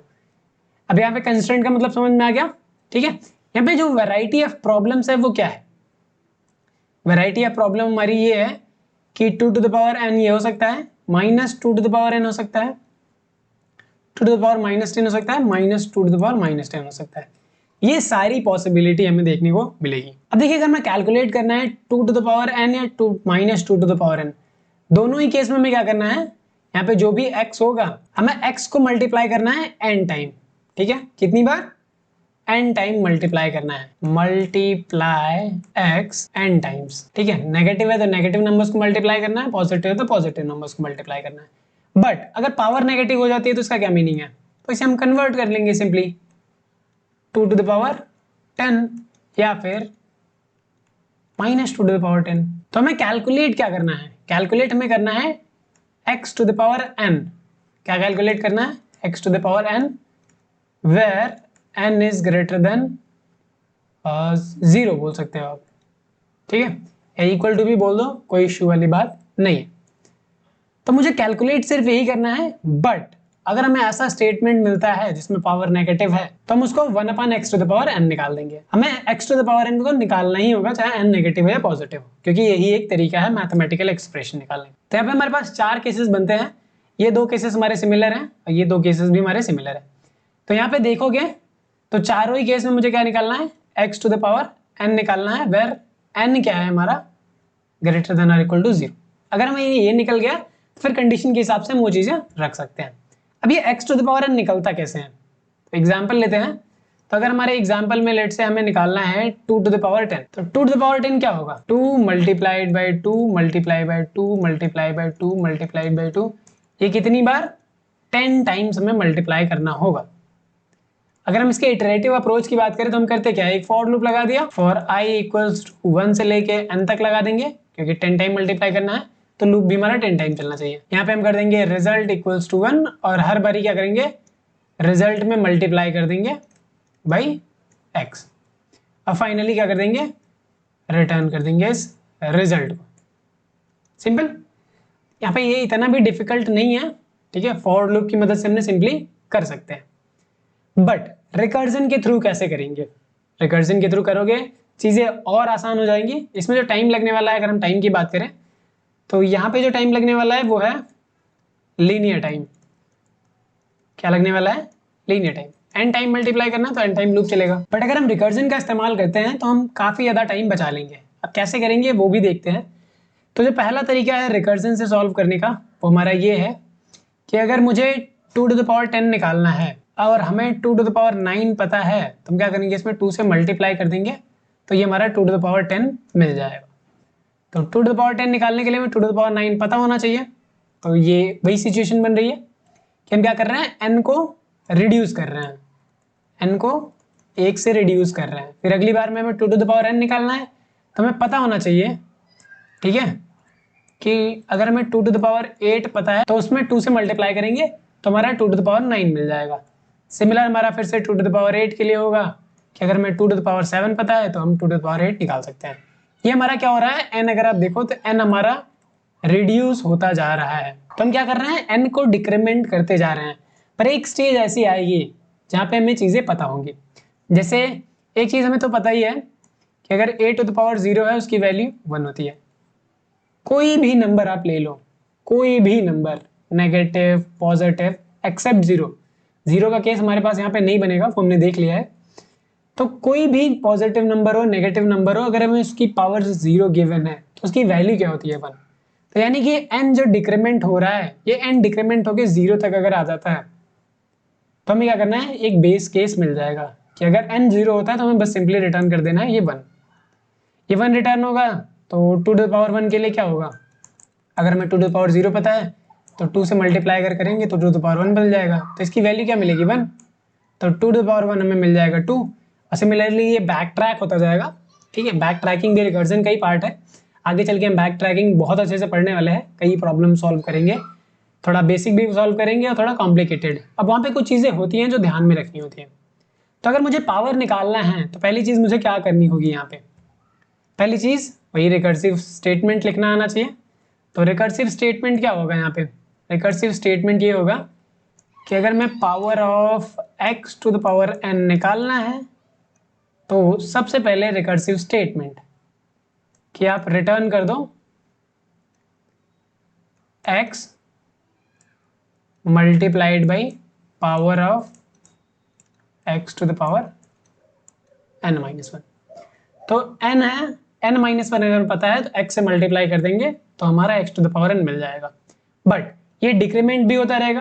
तो डिक्रीमेंट कब तक होएगा, जब तक 0 नहीं मिल जाता। तो अगर हमारा n 0 मिल जाता है तो हमें बस इस फंक्शन से रिटर्न कर देना होगा 1। I hope you are getting my point. ये हमने पहले भी देख रखा है सम ऑफ एरेज में, रिवर्स स्ट्रिंग में, कि किस तरीके से चीज़ें काम करती हैं। तो यहाँ पे मैं ज़्यादा फोकस नहीं करने वाला हूँ इन सारी चीज़ों पे। तो ये हमारा क्या है, रिकर्सन है। तो रिकर्सन में हमें ध्यान रखना है कि कौन सी चीज़ों को प्रायोरिटी देनी है और कौन सी चीज़ों को नहीं। तो रिकर्सिव स्टेटमेंट हमारा कुछ ऐसा रहने वाला है। तो अगर हमें टाइम कॉम्प्लेक्सिटी निकालनी है तो वही स्टेटमेंट लिखना होगा है कितना टाइम ले रहा है। तो हम यहाँ पे मानते हैं अगर इनपुट हमारा n है तो उसके लिए हमारा जो टाइम लगने वाला है टी ऑफ n, क्योंकि n ही वेरी करेगा, x तो हमारा फिक्स ही है, क्योंकि n पे डिपेंड कर रहा है कि ये रिकर्सिव कॉल कितनी बार होगा। अगर n 1000 टाइम है तो ये हमारा रिकर्सिव कॉल 1000 टाइम होगा, और n हमारा अगर 1 है तो 1 टाइम होगा। x की वैल्यू कुछ भी हो कोई फर्क नहीं पड़ता, डिपेंड किस पे कर रहा है, n पे, क्योंकि हमारी सब प्रॉब्लम रिड्यूस हो किस में रही है, n पे। तो टाइम भी हमारा n पे निकलेगा। t of n will be t of n minus 1, एक एक करके घटा रहे हैं तो ऑब्वियस सी बात है एक एक करके घटेगा ये, प्लस ये ऑपरेशन हमारा कुछ कांस्टेंट टाइम लेगा। अगर इसकी वैल्यू मिल जाती है तो मल्टीप्लिकेशन है, मल्टीप्लिकेशन भी कुछ टाइम लेगा, तो लेट से 1 टाइम ले लेता है। c ले लो 1 ले लो, क्या फर्क पड़ता है, कुछ नहीं, ठीक है। तो यही सेम स्टेटमेंट हमें फिर से लिखना है, t of n will be, इसको अगर हमें फिर से इसी लाइन से रिड्यूस करना हो तो क्या करेंगे। तो अगर आपको कंफ्यूजिंग लग रहा हो तो ये हो जाएगा t of n minus 1 plus 1, ये वाला स्टेटमेंट है। तो अगर मैं t ऑफ n माइनस 1 लिखना होगा तो हम क्या करेंगे, यहाँ पे n को रिप्लेस कर देंगे n माइनस 1 से। तो यहाँ पे भी n को रिप्लेस करना होगा n माइनस 1 से, तो n माइनस 1 माइनस 1 प्लस 1, तो हो जाएगा t ऑफ n माइनस 1 को रिप्लेस कर सकते हैं t of n minus 2 plus 1 से, तो t of n minus 2 plus 1 से। तो इसी तरीके से करते रहोगे तो आपको क्या मिलने वाला है, t of n will be, t of 0 को बोल लो, अब t ऑफ 1 बोल लो, तो लेट्स से t ऑफ 0 बोल देते हैं, ठीक है, कि जब n हमारा 0 होगा तो उस केस में क्या आएगा, ऑब्वियस सी बात है उस केस में बेस केस हिट होएगा, कांस्टेंट टाइम लेगा। तो t ऑफ 0, तब तक ये हो चुका होगा n इंटू 1, ठीक है। ये यहाँ पे हमारा 2 है तो ये 2 टाइम्स मल्टीप्लाई हो रहा है, यहाँ पे 1 था ये 1 टाइम आ रहा है, ठीक है। इसी तरीके से अगर हमारा 0 होता है तो इसका मतलब है n माइनस n करेंगे तभी तो 0 आएगा, तो ये हमारा n टाइम 1 होगा, तो ये n टाइम 1 हो गया, ये हमारा टाइम लेगा कांस्टेंट, तो t of n will be, ये हमारा कांस्टेंट होगा, ये हमारा n होगा, तो कांस्टेंट हटा देंगे तो ये हमारा टाइम जो आएगा बिग O ऑफ n, ये हमारा टाइम कॉम्प्लेक्सिटी आने वाला है। तो सिमिलर फॉर लूप का इस्तेमाल करो या फिर रिकर्सन की मदद से करो, दोनों में ही हमारा सेम टाइम लगने वाला है। रिकर्जन में यहाँ क्या होगा, स्पेस भी कंज्यूम हो रहा है, तो हमें उसी चीज का ध्यान रखना है कि स्पेस भी हमारा वही लग रहा है बिग O ऑफ n। अब ये कैसे स्पेस इतना लग रहा है, ये आप थोड़ा सा ड्राई रन करके देखो कि अगर n इनपुट है तो 5 इनपुट के लिए ले लो, 6 इनपुट के लिए ले लो, और फिर चेक करो कि जो हमारा स्टैक है उसमें कितनी रिकर्सिव कॉल ऐड हो रही है, तो जितनी रिकर्सिव कॉल ऐड हो रही है उतना स्पेस लगने वाला है, ठीक है। तो यहाँ पे मैं बता दिया टाइम एंड स्पेस कॉम्प्लेक्सिटी दोनों ही बिग O ऑफ n आ रही है। अब हम इसको और ऑप्टिमाइज कैसे कर सकते हैं, तो यहाँ पे इसको और ऑप्टिमाइज करने का तरीका है, सिंपल सा तरीका है। सो लेट्स से हमारे पास 2 टू द पावर 10 कैलकुलेट करना है और हमें 2 टू द पावर 5 पता हो। अभी हम क्या कर रहे थे, 2 टू द पावर 9 पता हो, अभी हम बोल रहे हैं 2 टू द पावर 5 पता हो। तो अगर हमें 2 टू द पावर 5 पता हो तो इसी को क्या करना है, 2 बारी मल्टीप्लाई कर देना है। आई होप ये बहुत ज़्यादा डिफिकल्ट नहीं है, बट 2 टू द पावर 5 होगा तो इस केस में क्या करोगे, तो इस केस में हो जाएगा 2 to the power 2, 2 to the power 2 into 2। तो इवन है तो इक्वली डिवाइड हो जाएगा, और ऑड है तो क्या करेंगे, इसको इवन डिवाइड करेंगे, और जो एक बचेगा वो हमारा क्या होगा 2। तो यहाँ पे अगर हम बात करें n अगर हमारा इवन है, तो यहाँ पे अगर हम एल्गोरिथम लिखने की कोशिश करें तो एल्गोरिथम में क्या लिखेंगे, power of x to the power n अगर हमें लिखना है तो सबसे पहले मुझे यहाँ पे क्या करना होगा, मुझे यहाँ पे एक स्टेटमेंट लिखनी होगी, ठीक है। कौन सी स्टेटमेंट लिखनी है, क्यों लिखनी है, ये समझना बेहद जरूरी है। हम यहाँ पे कैलकुलेट कर रहे हैं 2 to the power n by 2, 2 to the power n by 2, ठीक है। अगर हमारा इवन है तो ये 5 हो जाएगा, ऑड है तो क्या हो जाएगा, जो इंटीजर वाला पार्ट होगा, ठीक है। तो पहले तो मुझे ये कैलकुलेट करना ही करना है, क्यों, क्योंकि मुझे 2 टू द पावर 2 यहाँ पे कैलकुलेट करना है, यहाँ पे 2 टू द पावर 5, इसका आधा कैलकुलेट करना है, उसके बाद 2 बारी मल्टीप्लाई कर लेना है। तो एक टेम्प वेरिएबल ले लेते हैं, टेम्प वेरिएबल में हम क्या बोल देते हैं कि आप कैलकुलेट करो power of x to the power n by 2। अभी हम n माइनस 1 कैलकुलेट कर रहे थे, अभी हम आधा कर रहे हैं, और जैसे ही ये टेम्प कैलकुलेट हो जाए तो अब ऑड है या इवन है किस बेसिस पे क्या वैल्यू रखनी है। तो अगर हमारा इवन है, ठीक है, इफ n जो यहाँ पे गिवन है वो अगर हमारा इवन है, इफ n इज इवन, तो हमें क्या करना होगा, एक रिजल्ट वेरिएबल ले लेना होगा। ठीक है, इसको आप बोल सकते हो 1 बोल लो या कुछ भी बोल लो, क्या फर्क पड़ता है। तो अगर हमारा n इवन है तो इसका मतलब है टेम्प को 2 बार ही मल्टीप्लाई करना है। अब देखिए हम कैलकुलेट सिर्फ एक बार कर रहे हैं, बट रिजल्ट हमें क्या करना है, मल्टीप्लाई करके रिटर्न करना है। ऑब्वियस सी बात है, जो रिकर्सिव कॉलिंग 2 बार ही हो रही थी वो हमने रिड्यूस करके एक बार ही किया हुआ है, यानी कि सिर्फ और सिर्फ इसके लिए रिकर्सिव कॉल करो, इसके लिए करने की जरूरत नहीं है, क्योंकि जो कॉल करोगे यहाँ पे स्टोर हो जाएगा, तो उस स्टोरेज को हम यूज कर लेंगे। तो यहाँ पे हमने टेम्प में स्टोर किया था, टेम्प को यहाँ पे हम यूज कर रहे हैं। बट अगर हमारा इवन हो जाता है, इवन के केस में क्या करेंगे, ऑब्वियस सी बात है, result will be this temp into temp, एक बारी हमको इस x को मल्टीप्लाई करना होगा, किसको, x को, तो यहाँ पे हम लिख देंगे x। तो ये चीज है, बहुत ज्यादा सिंपल है। और फाइनली जब हमारा ये सारा ऑपरेशन हो जाएगा तो रिटर्न कर देंगे यहाँ से result. Hope it is clear.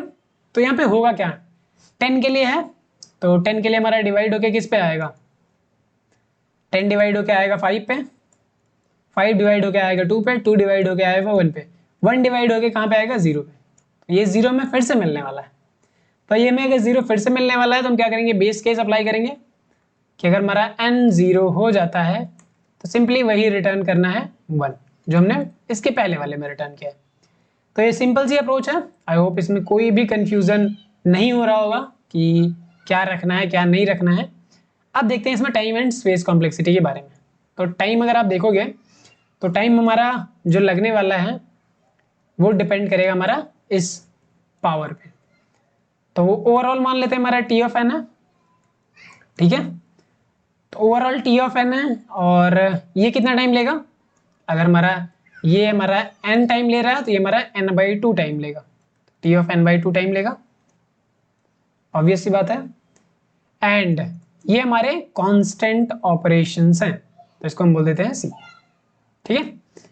तो यहां से अगर हम टी ऑफ एन करते हैं, अगर हम सेम प्रोसीजर n/2 के लिए अप्लाई करते हैं तो क्या हो जाएगा, तो ये हो जाएगा टी ऑफ n/4, ठीक है, प्लस ये हमारा हो जाएगा सी, ठीक है।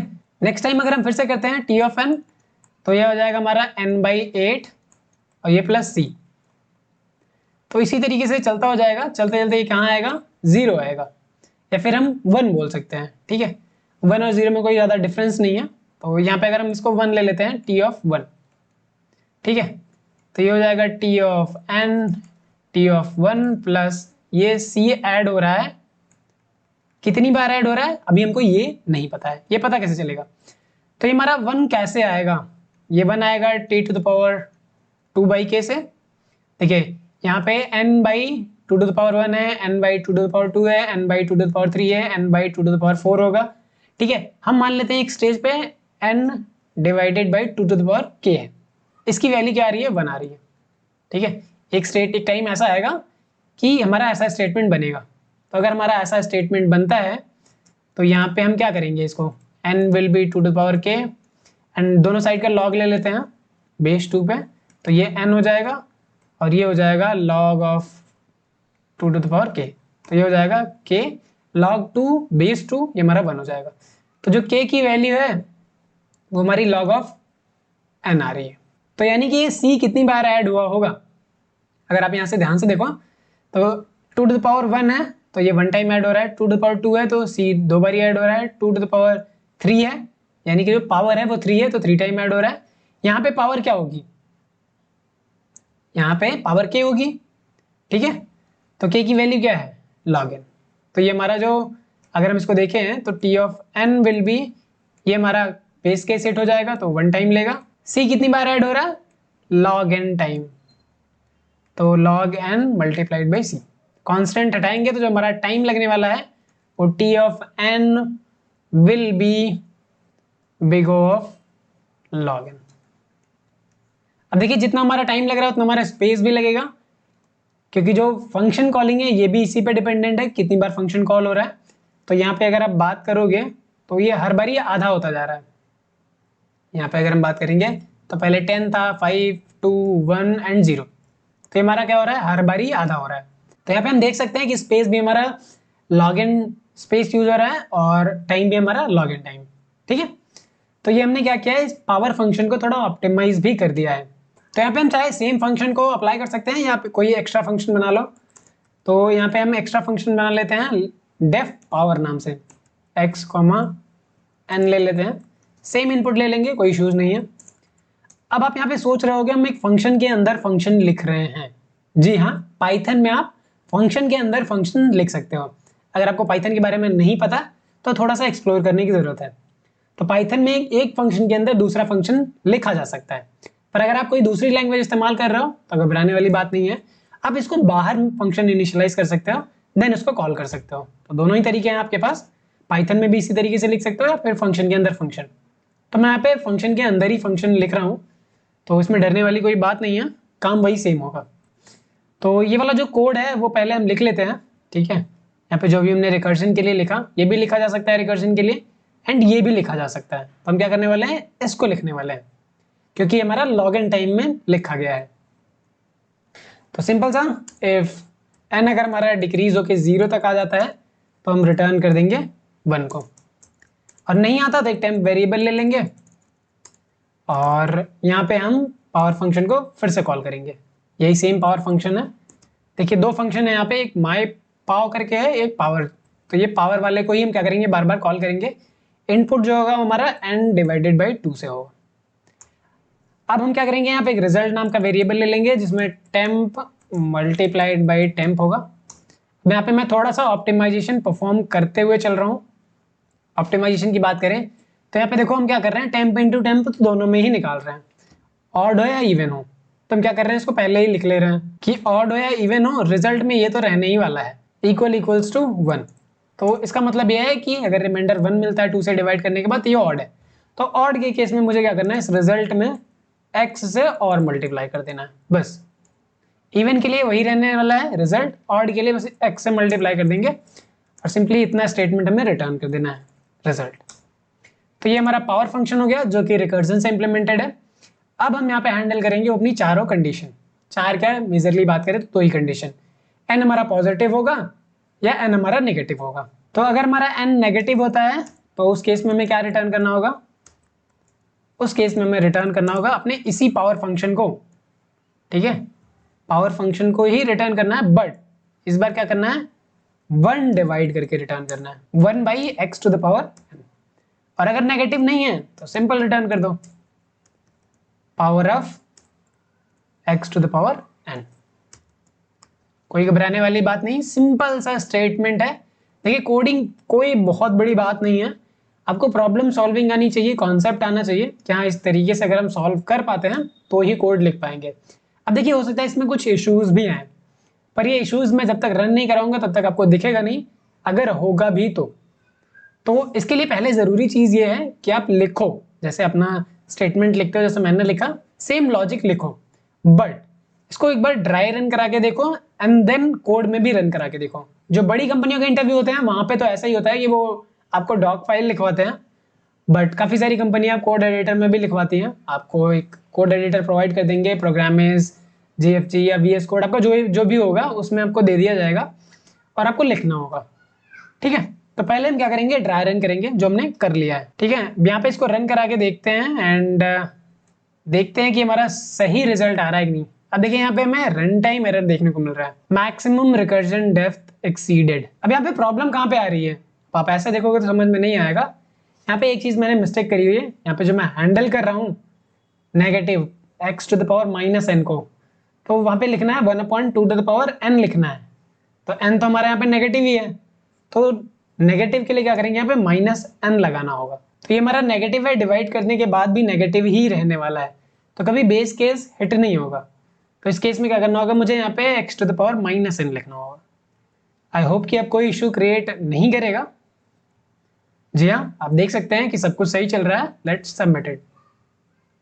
वैसे कोई दिक्कत नहीं आएगा क्योंकि लॉजिक बहुत ही ज़्यादा सिंपल बना के रखा है हमने, बहुत कॉम्प्लिकेटेड नहीं कर रखा इसे। तो यहाँ पे हमारा क्या है कि जो पावर फंक्शन है, अगर हम लूप का इस्तेमाल करते हैं, लूप के केस में हम क्या कर रहे थे कि वही सेम चीज़ को n टाइम मल्टीप्लाई कर रहे थे जो कि लीनियर टाइम लग रहा था, बट रिकर्जन में हमने क्या किया कि आधा कैलकुलेट कर लिया, उसके बाद इसी को 2 बार मल्टीप्लाई कर दिया। तो ये कुछ तरीका है जिसे हम बहुत ही आसान बना सकते हैं कि किस तरीके से हमारा रिजल्ट मिलने वाला है। लूप के केस में थोड़ा सा डिफिकल्ट होगा बट पॉसिबल है, आप वहां से भी कर सकते हो। तो उम्मीद है ये वीडियो से आपको क्लैरिटी मिली होगी कि रिकर्जन का इस्तेमाल क्यों कर रहे हैं।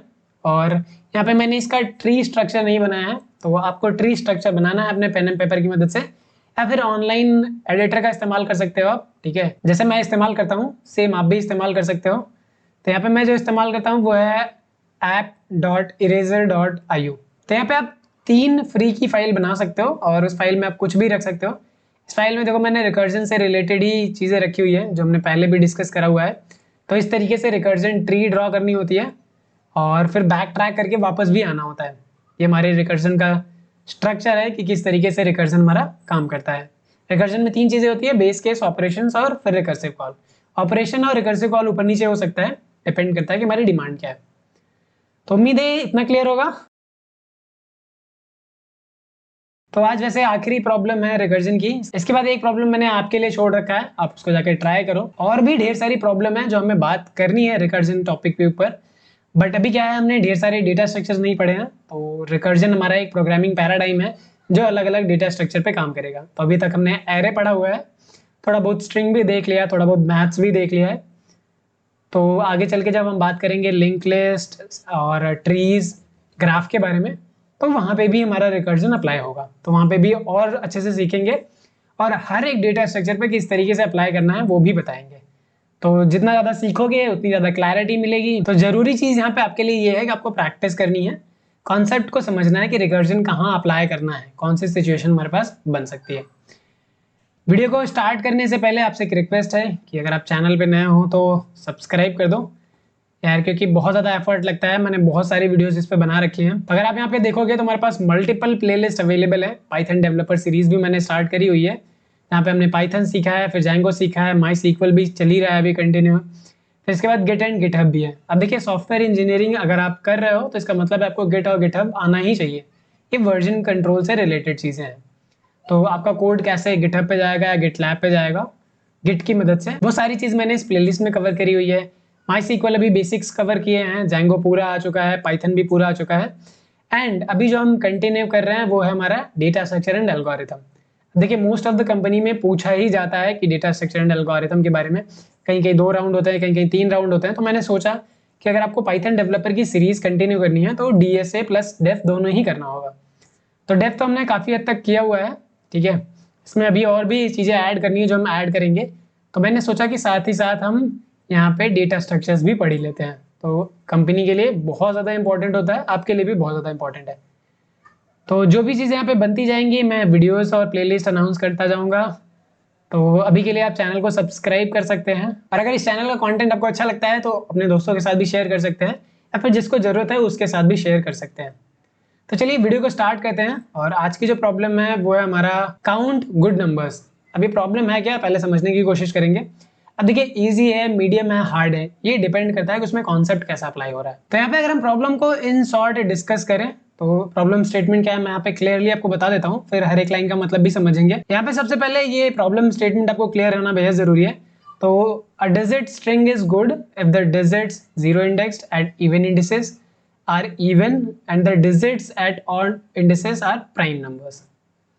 तो कोई भी नंबर है, जैसे यहाँ पे अगर हम 2582 की बात करें, 2582 ये हमारा स्ट्रिंग है।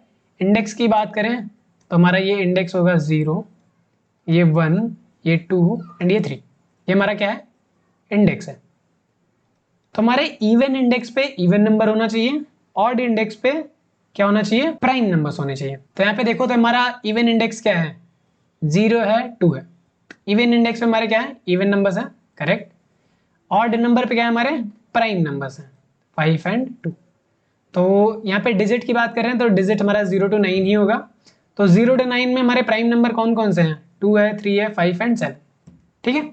और अगर हम बात करें इवन नंबर्स कौन कौन से हैं, 0, 2, 4, 6, 8, ये 5 नंबर ऐसे हैं जो हमारे इवन नंबर है। तो यहाँ पे आपको दिया क्या जाएगा, आपको दिया जा रहा है given an integer n, return the total number of good digits strings of length n, since the answer may be large return it modulo 10 to the power 9 + 7। ये बात की चीजें हैं, पर अभी के लिए क्या गिवन होगा और क्या रिटर्न कराना है ये समझना बेहद ज़रूरी है। तो यहाँ पे लेट्स से n गिवन है, n लेट्स से 2 हो गया, तो n हमारा 2, तो 2 लेंथ की जितनी भी स्ट्रिंग पॉसिबल है जो कि हमारी इस कैटेगरी में लाई करती है कि स्ट्रिंग हमारी गुड है। तो 2 में बात करें तो हमारे पास 2 प्लेसेस हैं, ठीक है। 2 प्लेसेस में यहाँ पे हमारा 0 इंडेक्स है, ये हमारा 1 इंडेक्स है, तो ये हमारा है इवन इंडेक्स। इवन इंडेक्स पे नंबर कौन कौन से पॉसिबल है? 0 हो सकता है, 2 हो सकता है, 4, 6, 8, पांचों में से कोई भी एक हो सकता है। एंड यहाँ पे हो सकता है हमारे पास 2, 3, 5 एंड 7।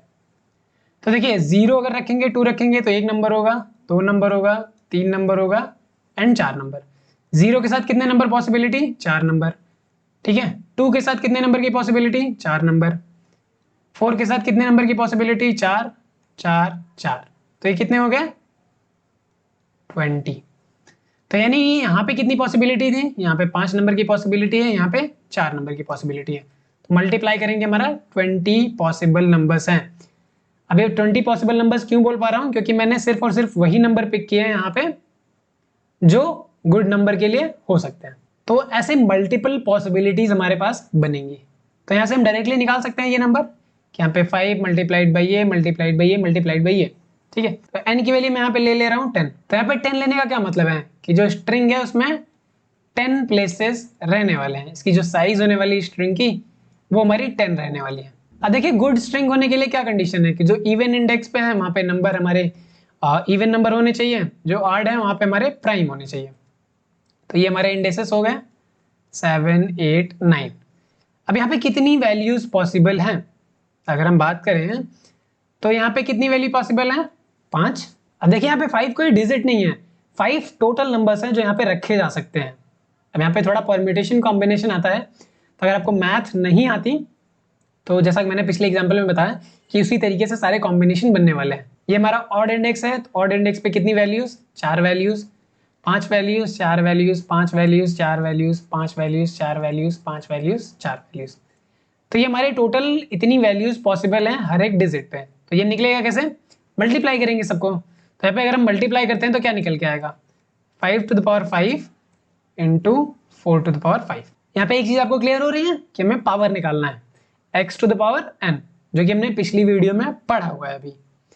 तो पिछली वीडियो में जो पढ़ा हुआ है सेम चीज इंप्लीमेंट करेंगे यहाँ पे भी। अब यहाँ पे थोड़ा कंस्ट्रेंट देखने की जरूरत है। कंस्ट्रेंट में देख लेते हैं, n की जो वैल्यू है वो 10 टू द पावर 15 है। मैक्सिमम केस में n जो है हमारा 10 टू द पावर 15 है। तो यानी कि जो हमारे, अगर हम इसको डिवाइड करेंगे तो आधा ऑड होगा आधा इवन होगा। तो 10 टू द पावर 7 ले लेते हैं और 10 टू द पावर 7 इसको भी ले लेते हैं, ठीक है। या तो इसको 8 ले लो, इसको 7 ले लो, कोई भी ले लो, क्या फर्क पड़ता है। तो इतने टाइम मुझे क्या करना होगा? ये n की वैल्यू है, इतनी बार मुझे अप्लाई करना होगा ये मल्टीप्लिकेशन। तो फॉर लूप की मदद से अगर आप करते हो तो यहाँ पे अगर हम टाइम की बात करें तो देखो ये पावर निकालने में कितना टाइम लगेगा। अगर हम लीनियर टाइम मल्टीप्लाई कर रहे हैं तो बिग ऑफ n लगेगा और ये बिग ऑफ m लगेगा।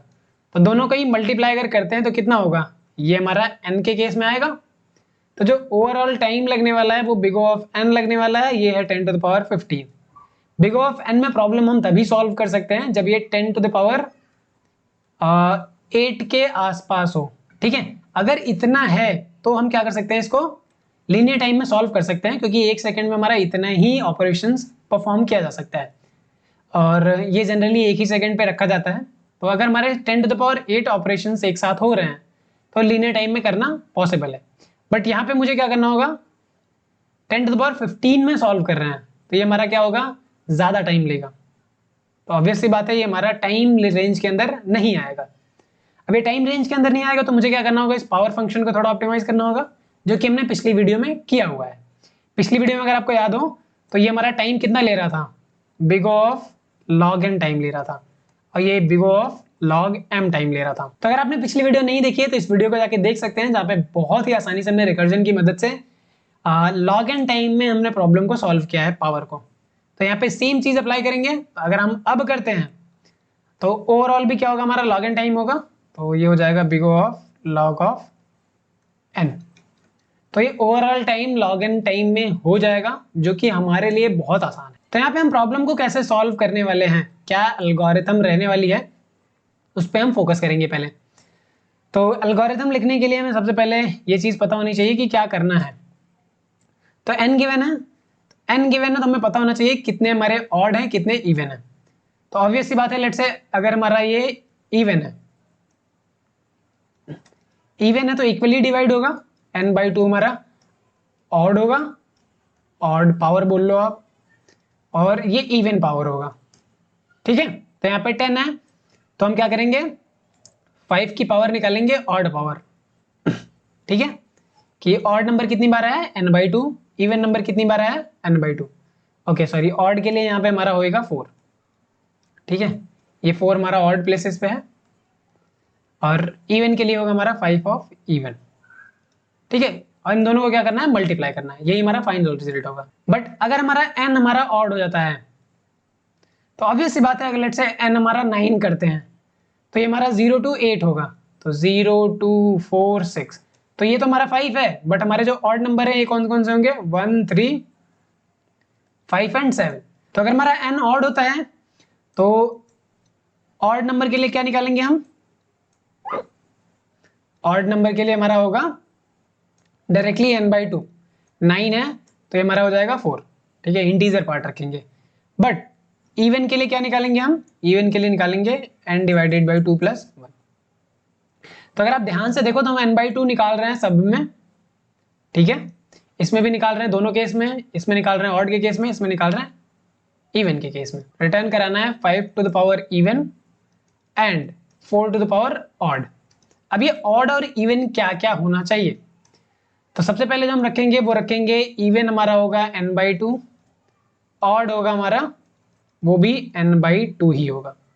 बट अब ये हमारा जो इवन नंबर है ये वेरी कर सकता है। ठीक है, ये वेरी कर सकता है, डिपेंड करेगा n पे। अगर हमारा n हमारा क्या है, ऑड नंबर है, तो ये वाला इवन हम बढ़ा देंगे। तो हमें क्या करना होगा, चेक करना होगा if n modulo 2 equals to 0, तो हमें क्या करना होगा, इवन की पावर तो बढ़ा देनी होगी। तो even would be even plus 1। तो बस पहले में ये लिखना है पहली लाइन में, दूसरी लाइन में ये लिखना है, तीसरी लाइन में ये लिखना है, चौथी लाइन में हमें ये रिटर्न कर देना है। तो सिंपल से हमें 4 लाइन ऑफ स्टेटमेंट लिखने हैं। इवन निकाल लो, ऑड निकाल लो, फिर 5 की पावर इवन, 4 की पावर ऑड निकाल के मल्टीप्लाई कर दो। अब यहाँ पे एक और चीज आती है, क्योंकि ये नंबर्स बहुत बड़े हो जाएंगे 10 to the power 15, तो हमें क्या करना है, नंबर्स का मॉड्यूलो निकालना है। तो मॉड्यूलो जब भी हम पावर कैलकुलेट करेंगे तभी निकालेंगे। तो चलिए जल्दी से लिखना स्टार्ट करते हैं कोड। सिंपल से ये 4 लाइन का स्टेटमेंट अभी लिख दे। तो 4 लाइन का स्टेटमेंट क्या है कि इवन होगा ये n/2 होगा, ऑड होगा वो भी हमारा n/2 होगा। अब अगर हमारा n ऑड निकल जाता है तो हम क्या करेंगे, इवन का जो काउंट है वो 1 से बढ़ा देंगे, प्लस इक्वल्स टू 1। शायद यहाँ पे मैंने कुछ मिस्टेक्स करी हुई है, इवन के लिए नहीं बढ़ाना है, ऑड के लिए बढ़ाना है। तो यहाँ पे n मॉड्यूलो 2 वुड बी 1। उम्मीद है कि ये चीज़ क्लियर होगी कि ऑड इवन क्या है। अब हमारा चौथा जो स्टेटमेंट है वो रिटर्न कराना है 5 to the power even multiplied by 4 to the power even. अब पावर तो है नहीं, तो पावर के लिए हम क्या करेंगे, फंक्शन बनाएंगे। अभी बस लिख लेते हैं, ये हमारा x हो गया, ये हमारा n हो गया, n मतलब पावर। तो 5 की पावर इवन कर देंगे मल्टीप्लाइड बाई, फिर से सेम पावर फंक्शन अप्लाई करेंगे, अब की बार 4 to the power ऑड कर देंगे, और इन दोनों का जो भी रिजल्ट आएगा यानी कि मॉड्यूलो निकाल लेंगे 10 to the power 9 + 7। तो ये हमारा सिंपल सा स्टेटमेंट है। अब प्रॉब्लम कहाँ है, प्रॉब्लम ये है हमें फंक्शन डिफाइन करने की। तो आप फंक्शन के अंदर फंक्शन डिफाइन कर सकते हो या फिर बाहर डिफाइन कर लो। तो मैं यहाँ पे अंदर ही डिफाइन कर लेता हूँ, डेफ पावर नाम का एक फंक्शन बना लिया जो हमारा x to the power n है। वही सेम चीज यहाँ पे प्रॉब्लम नहीं आएगी, क्योंकि यहाँ पे n हमारा ऑलवेज ग्रेटर देन और इक्वल टू 0 रहने वाला है। अब देखिए हमने यहाँ पे पावर फंक्शन लिख लिया है, बट प्रॉब्लम यहाँ पे भी आएगी। प्रॉब्लम यहाँ पे क्या आएगी, वही सेम प्रॉब्लम आने वाली है कि अगर हम 10 में निकालते हैं, let's say 10 to the power 8, फिर मल्टीप्लाई करते हैं 10 to the power 8 से, बहुत बड़ा नंबर हो जाएगा। तो ऑब्वियस सी बात है, मुझे क्या करना होगा, नंबर को रिड्यूस करना होगा। तो नंबर को रिड्यूस करने के लिए हम यहाँ पे भी वो चीज़ अप्लाई कर सकते हैं। कौन सी चीज़, ये मॉड्यूलो 10 to the power 7। ठीक है, और आप चाहो तो यहाँ पे भी अप्लाई कर सकते हो, यहाँ पे भी अप्लाई कर सकते हो, तो जैसी आपकी मर्जी। तो मैं यहाँ पे 2 जगह अप्लाई कर रहा हूँ। ठीक है, इसको रन कराते हैं, लेट्स सी कि रिजल्ट क्या आता है। तो ये हमारा n इक्वल्स टू 1 के लिए है, n इक्वल्स टू 4 के लिए, n इक्वल्स टू 50 के लिए। तो यहाँ पे हम करते हैं इसको एडिट। केस 3 को हम बना देते हैं let's say 10 to the power 12 something. और अगर इस केस में हमारा आउटपुट सही चल रहा है, इसका मतलब है पावर फंक्शन सही चल रहा है। ओके, तो यहाँ पे देख रहे हो आउटपुट हमारा सही आ रहा है, तो हम क्या करेंगे इसको सबमिट। तो इस प्रॉब्लम में बहुत ज़्यादा डिफिकल्टीज नहीं थी। डिफिकल्टी कहाँ थी, वो हमें समझने में कि पावर फंक्शन को हमें ऑप्टिमाइज करना होगा। अगर हम पावर फंक्शन को लीनियर टाइम पे कैलकुलेट कर रहे हैं तो इसका मतलब है कि प्रॉब्लम आने वाली है। आप चाहो तो यहाँ पे जो हमने लॉग इन टाइम में पावर फंक्शन को कैलकुलेट किया है, आप सिंपल फॉर लूप लगा के निकाल लेना, वहां से आपको पक्का इश्यू देखने को मिलेगा। तो इसको इसी तरीके से ऑप्टिमाइज किया जा सकता था। तो यहाँ पे अगर हम टाइम और स्पेस कॉम्प्लेक्सिटी की बात करें तो टाइम हमारा वही लेने वाला है जो पावर फंक्शन लेगा, क्योंकि अगर आप यहाँ पे देखो तो यहाँ पे ये पावर फंक्शन कैलकुलेट हो रहा है, ये हमारा कांस्टेंट टाइम लेगा यहाँ से यहाँ तक, जो भी वैल्यूज यहाँ पे आएगी वही है। ये पावर फंक्शन जो हमारा टाइम लेने वाला है लॉग ऑफ इवन लेने वाला है, ये हमारा लॉग ऑफ ऑर्डर लेने वाला है। तो सिंपल सा स्टेटमेंट हम यहाँ पे लिख सकते हैं कि यहाँ पे जो टाइम लगने वाला है वो टाइम लगने वाला है log of even multiplied by log of odd time, क्योंकि हमारा जो टाइम है वो कुछ इसी तरीके से काम कर रहा है। और अगर आपको अभी भी ये सारी चीजें क्लियर नहीं है तो पिछली वीडियो जाके देखिए जहाँ पे हमने पावर फंक्शन को ऑप्टिमाइज किया था। बस यही प्रॉब्लम की मेन रूट थी कि कैसे हम इस प्रॉब्लम को ऑप्टिमाइज कर सकते हैं। तो उम्मीद है कि सारी चीजें क्लियर होंगी। मिलते हैं नेक्स्ट वीडियो में नेक्स्ट कॉन्सेप्ट के साथ, तब तक के लिए कीप लर्निंग। नमस्कार।